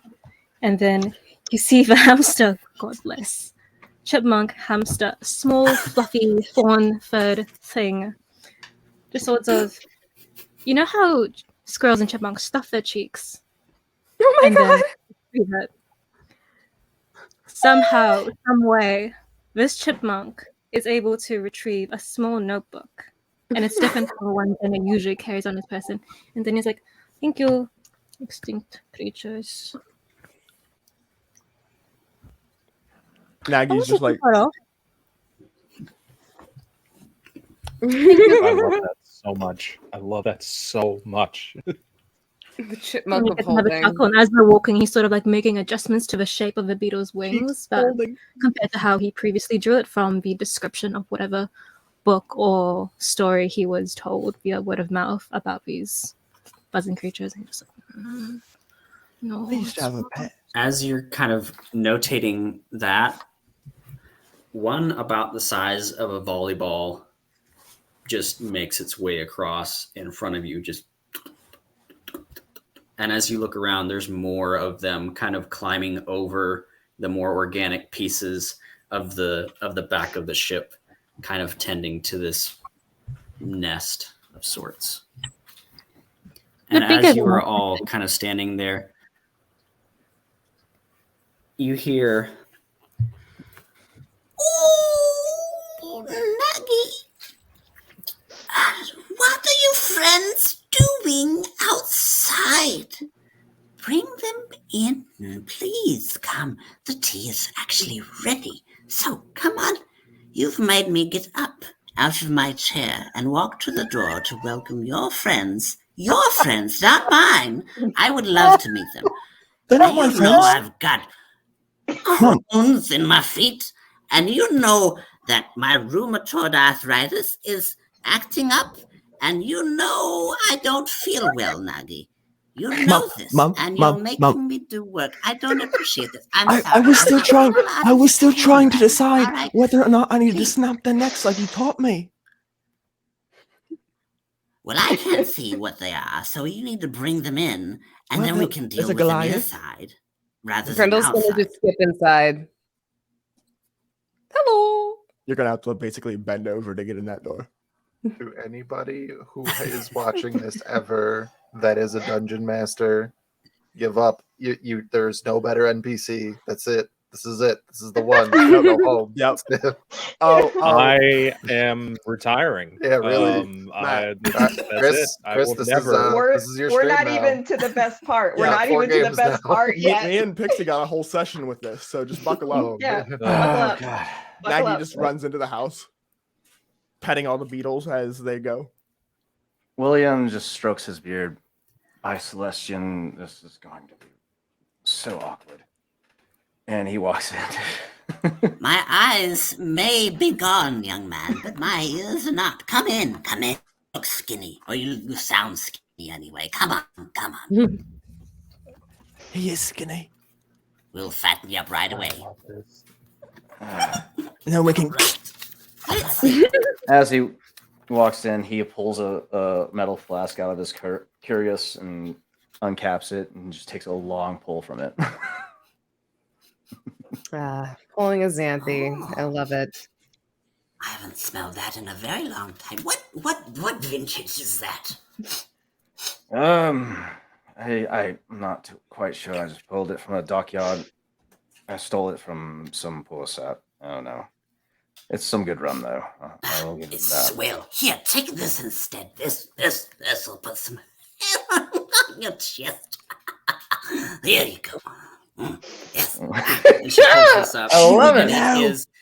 it is a small cup, and as she like pushes it forward, it barely sloshes. It is viscous. Yes. Oh God! This is the one right here. Yes. Or is this the salve?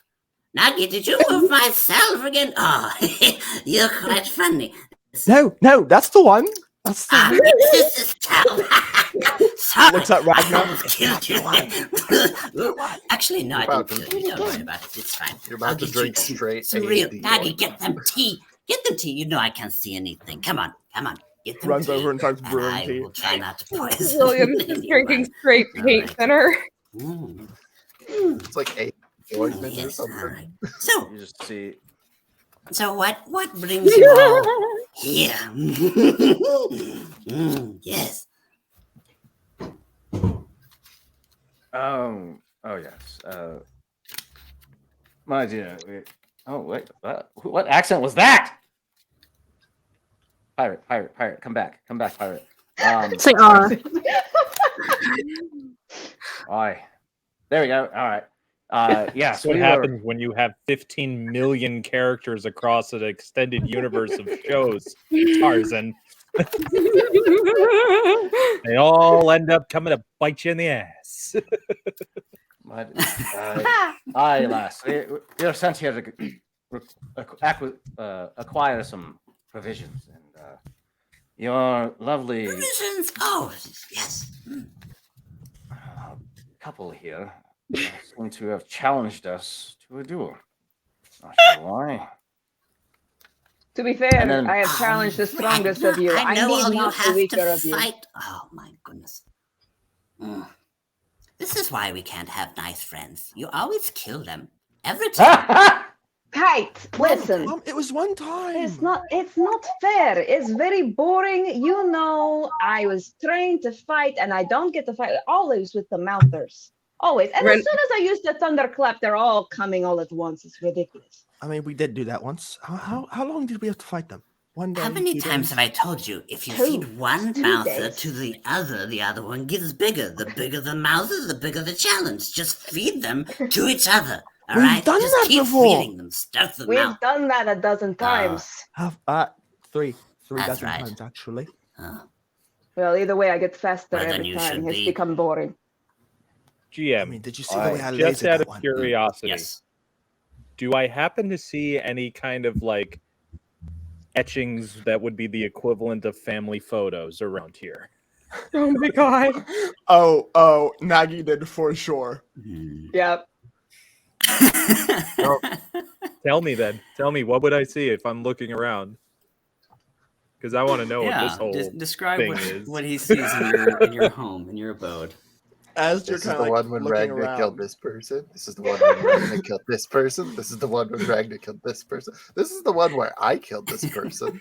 You see a rock kind of like in the back, and you kind of see it almost looks like a child's drawings, which just stick figures with like you can tell it's a hammer crushing just a piece of sludge, and it's just like going out from the hammer. You see another one where you can tell it's an old lady with like a walking stick, and she's hitting somebody in the head with the walking stick, and you can see this little figure getting hit in the head with horns, and just like, and you see this one where it almost looks like a lizard, and the kid with the horns is just like kind of laying up against this lizard, and so on and so forth. A very tall person chasing the little person through woods, and then slimes chasing the tall person, just like all, and you can tell that it's like was done with like a knife. But as you like look at Nagendra, you can see the sharp fingernails, and you can put two and two together. And what heritage is this matriarch? She is human. She appears to be in her late 90s. I didn't see that coming. Okay. Did you say you didn't see that coming? I'm curious. He didn't. He never does. He doesn't see anything anymore. After the He's still blind. He's not paying attention. He's just looking at Ragnar.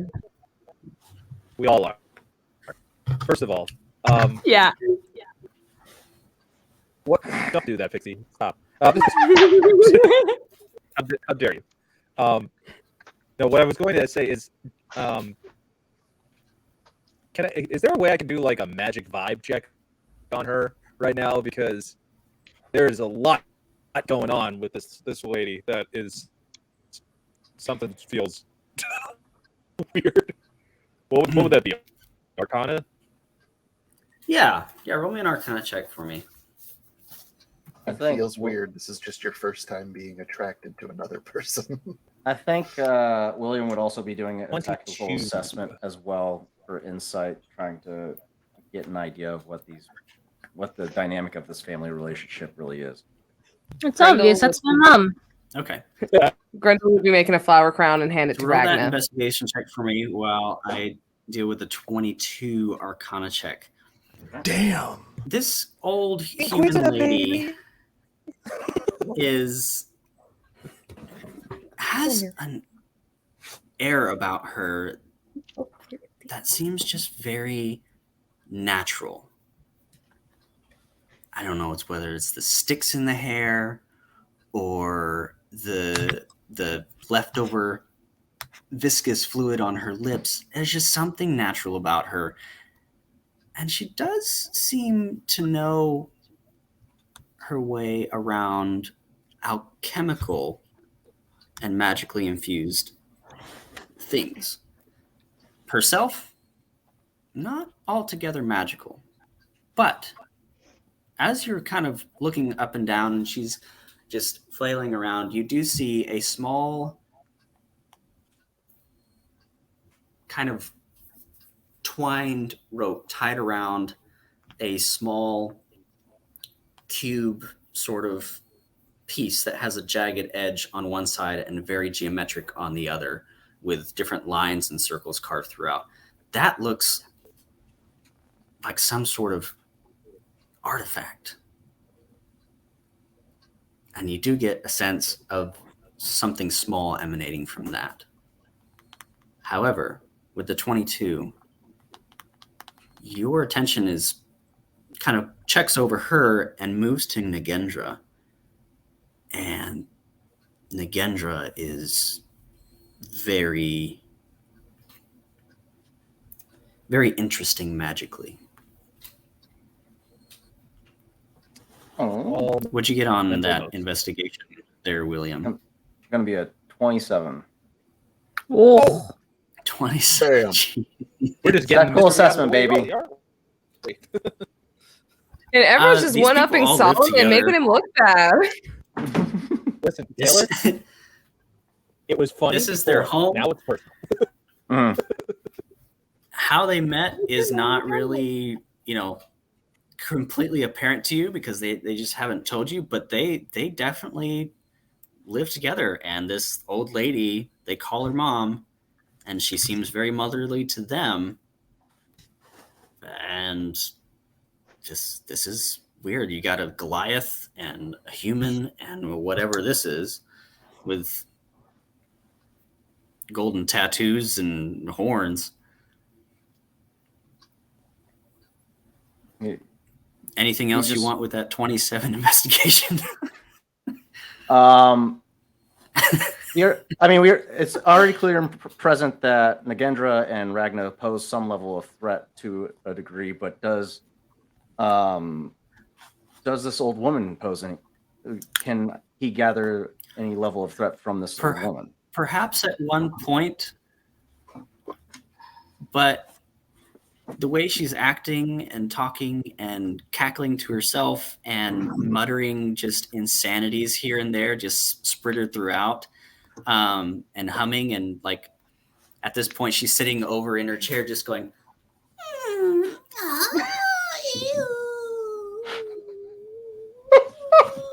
Okay.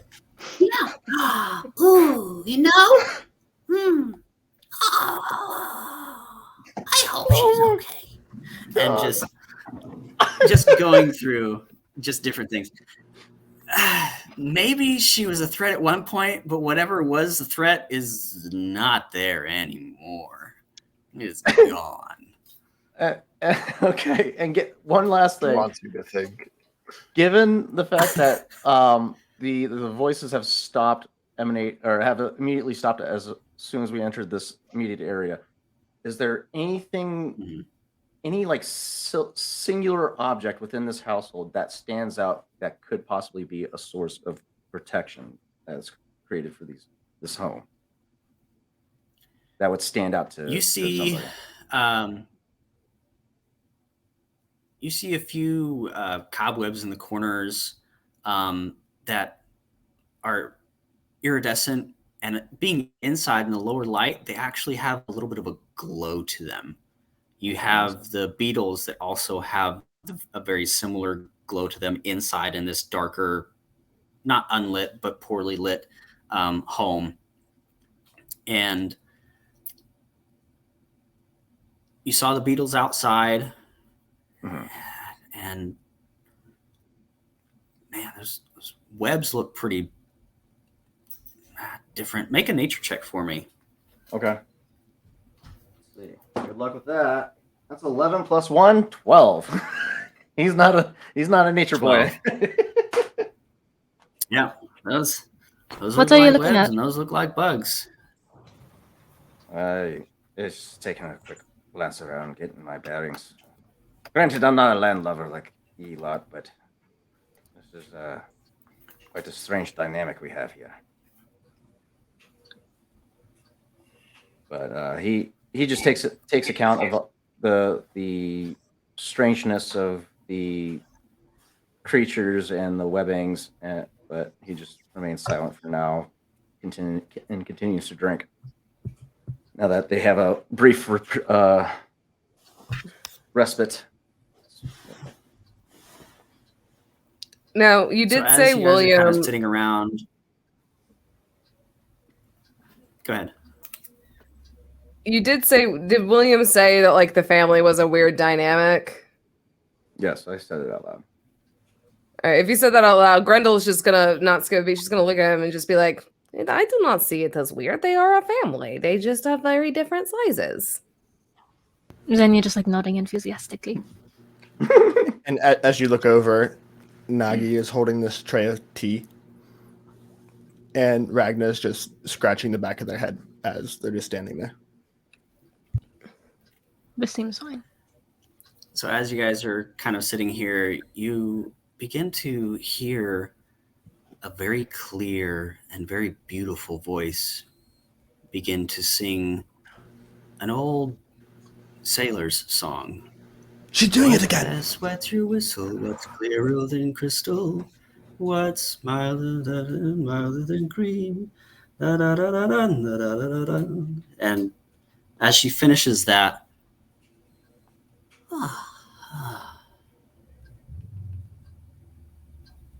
Nagi. Ragnar, you there? Of course, Mother. I'm here. I'm here, always Mom. here. Oh. How was your day? It was eventful, Mom. Very eventful indeed. Good. Nagendra will Did kind you of like find walk anything? over and go on their knees and just hold their mom's hand. Oh. Did you find anything interesting? A new shell, perhaps? We found people, Mom. No. Yeah, What's it been? 6 years. 6 years? Mm-hmm. Ah, They were Just fighting the one. Malthus. oh, brave souls. You say they. How many? There's 5. And have you brought them here? Yeah, they're here. Oh, I made them 5, tea. my goodness.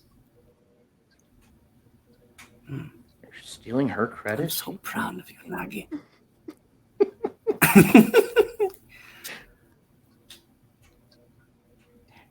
Well, please, come. Introduce yourselves. Who are you? Your names, please. Hello, my name been is quite some Grendel. time It's since we've very met. nice to meet you. Oh, you sound quite delightful, my dear. She's almost as tall as Ragnar. William the No. Great. That's quite a sight. She's My also name's William. green. William the Great. Yes, I am green, but it still makes me Grendel. Absolutely it does. Who else do we have here? We've got Grendel and William the Great, he says. That remains to be seen. Oh, shade! It's a self-proclaimed title. He's a disgraced sailor. He's Like like one a of those Captain Jack sarcastic Sparrow ones, kind of guy. Like a Nig- sarcastic thing. Everybody calls it, oh, yeah, that's William the Great. He's called Nagendra, William the Great because every time he shows up, everyone just goes, "Oh, great." Canon. Nagendra will look at Ragna and just give her the smirk because she knows that these moments are few and far between. Ragnar will look back at Nagendra, just give Ragnar just a little head nod. You guys might want to sit down for this. It's very rare. Xenia. Who else do we Hi, have here, please? I'm Xenia. Ah, That's Terza. And he points towards the door where Terza's like, lowers his head and poked his head through the front door. This is Rico. He sort of scooches the little creature. Nice to meet you. Oh, very nice. Xenia's a very, very handsome name. Very nice. Yes. Red. Completely red. Just like that.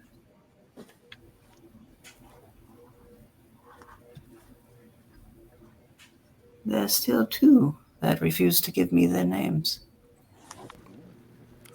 Damn it. Why? Okay. One's just like Ragnar. Yes, his name is Godi. Just like her. And my name is Solomon. Cody. Solomon. Well, it's very nice to meet you all. And I'm very glad that you are all safe from those horrible creatures. What brings It's a you all wonderful here? home you have here, and we are very grateful for your hospitality. You have it for as long as you need it. What brings you all to this wonderful and terrible place?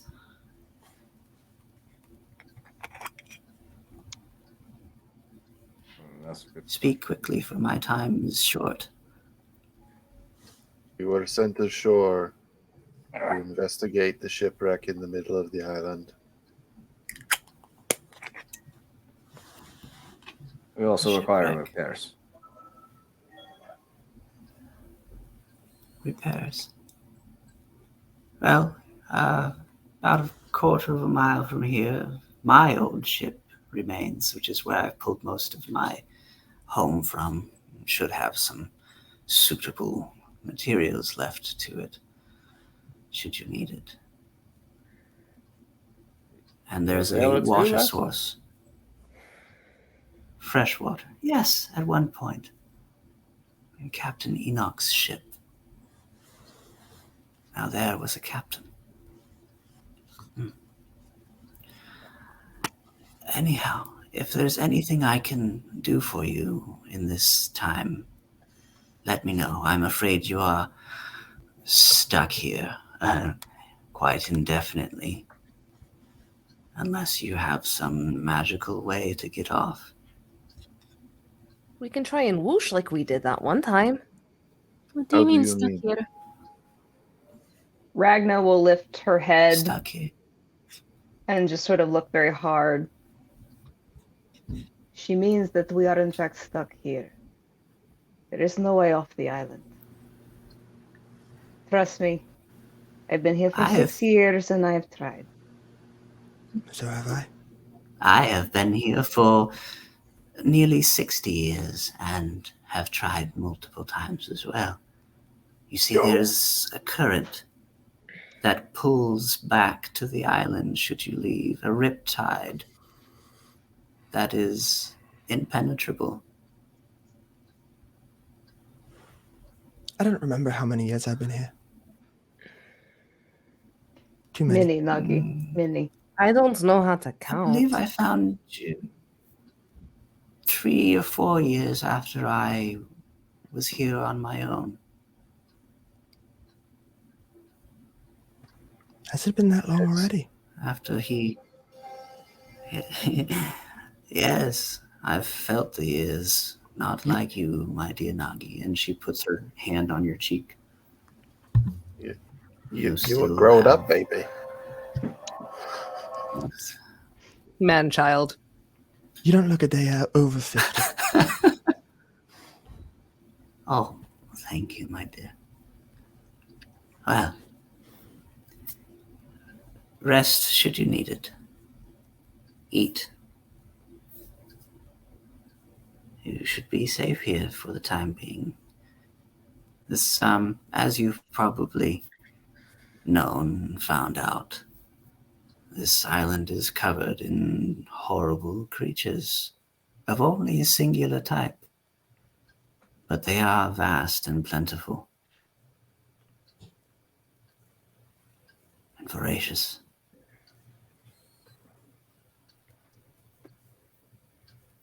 I've asked my questions. You've given me your answers. Do any of you have any questions for us? You say you've been here for... Nope, wrong voice. You say you've been here for 60 years now. Fairly close to that, yes. And your time here, you haven't found the source of that compels you to remain here. The mouthers compel, should they enter your brain. They compel to come and to stay, but the island itself is also one that keeps you here. Any ship that I've tried, swimming or otherwise, has all ended up in a return here. That's quite distressing. As he mutters that to himself, he takes another long pull of his whiskey, or his rum, and looks to Solomon. This is your forte. Is it just ships that have tried to escape? That's all I've had at my disposal. Come, we go. And he druid crafts soft moss into his own ears and sort of like earbuds, if you will, into his own ears and then into Durza's ears. And without saying another word, he's going to jump on Durza's back and they're going to try and fly and see how far they get. Ooh. Is this the Avatar movie ponytail link? This isn't going to end well. Smash. It's a shame he's missing out on this moment with Mom. Let him go. Everyone must learn on their own. You fly. And as you get outside of this canopy of trees and about 100 feet out, you hear it, but not as strongly. And as you leave the island, make a wisdom saving throw for me. No. As you get like 500 feet from the island, 600 feet, 700 feet, 800 feet. Is the magic reliant on hearing, or just magic sort of overcomes any attempts to sort of physically block it out? So the initial deals that you heard were completely shut out by your moss. And as you got further and further away, there's this pulse that hits like a wave. 23. 23. The wave hits you and kind of compels, and you pull up just a hair and you're like, no, go. And you push your beast further, and you're 1,000, 1,500. Eventually you get like a mile and a half out, just flying.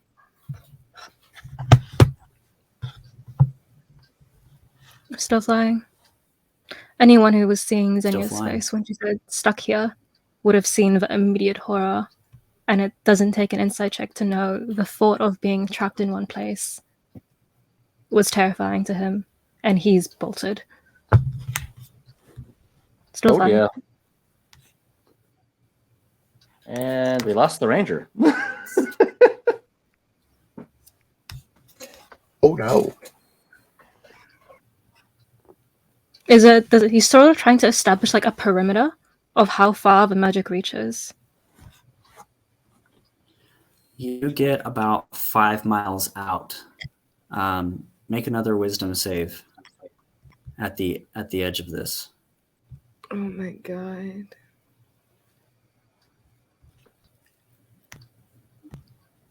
15. 15. And for your beast? We share the same abilities, so. You share the same? You get to the 5 mile primordial bond. And just as you feel it kind of subsiding, you feel one last pulse and feel the need to pull your beast back and head in the direction of the island. And that was Okay, how far up? 5 miles. 5 miles. And our ship is within that radius? You guys aren't Yeah, sure. it's docked in a cove on the island. Yeah. I did tell the captain it was not a good idea. And I did say I should have gone first. Anyways. Xenia sort of lets out this frustrated groan and forcefully sort of pulls back her reins and sort of like completely slumped over Durza as they fly back towards the hut. The whole way there,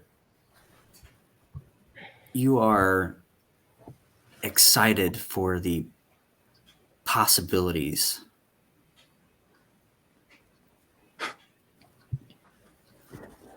And you begin to push a little bit harder and faster to get back.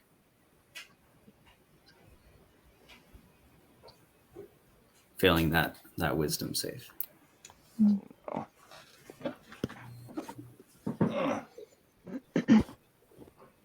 That's where we're going to end our session for today.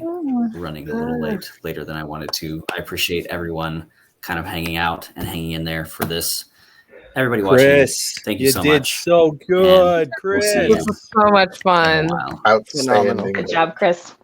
Fantastic. To juggle 7 I expect players. many messages. All of them. Yeah, all of mine are gonna be, who the fuck is that grandmother lady? Who is she? She's a human. Who is she? She's not a human. She's a human. Bullshit. It's like that scene out of Airplane. They're like, man, you have to control yourself. Calm down. Oh man, Love it. That Great was job. fun. That was fun. awesome. Send So us- 2 weeks send from us now, out. we'll continue this. Yeah. Up We will next, see And you where guys can 2 they weeks from find now. other stuff there, Chris? You got to learn this stuff. You got. I do have to learn this stuff. You got to train me a little bit better. Oh, training wheels are off. He just left. He's gone. Gone. Yep. He's like, We figure do it out. have kid." Up to you. game on Sunday, I believe. Yep. For No. Frontiers of Eberron. You can not find not, that not here. this Sunday. Mother's Day. No? Oh, not this Sunday. Not this Sunday. Do we have anything this Sunday? No, No, this Sunday is not Mother's Day, so To be no determined. stream this Got Sunday. you. be No nice. stream on Sunday. Yeah. And then That's right. No stream on Sunday. Jesus Christ. My Wednesday. computer just decided to be like, nope. No, we're I done. mean, it was a very dramatic exit. I'll give you that much. Well, before Take it away, we, Ollie. before I get kicked off again, thanks everybody for watching. Chris, great job. We will see you all next time, right? Thank you. Yes. on the next episode of I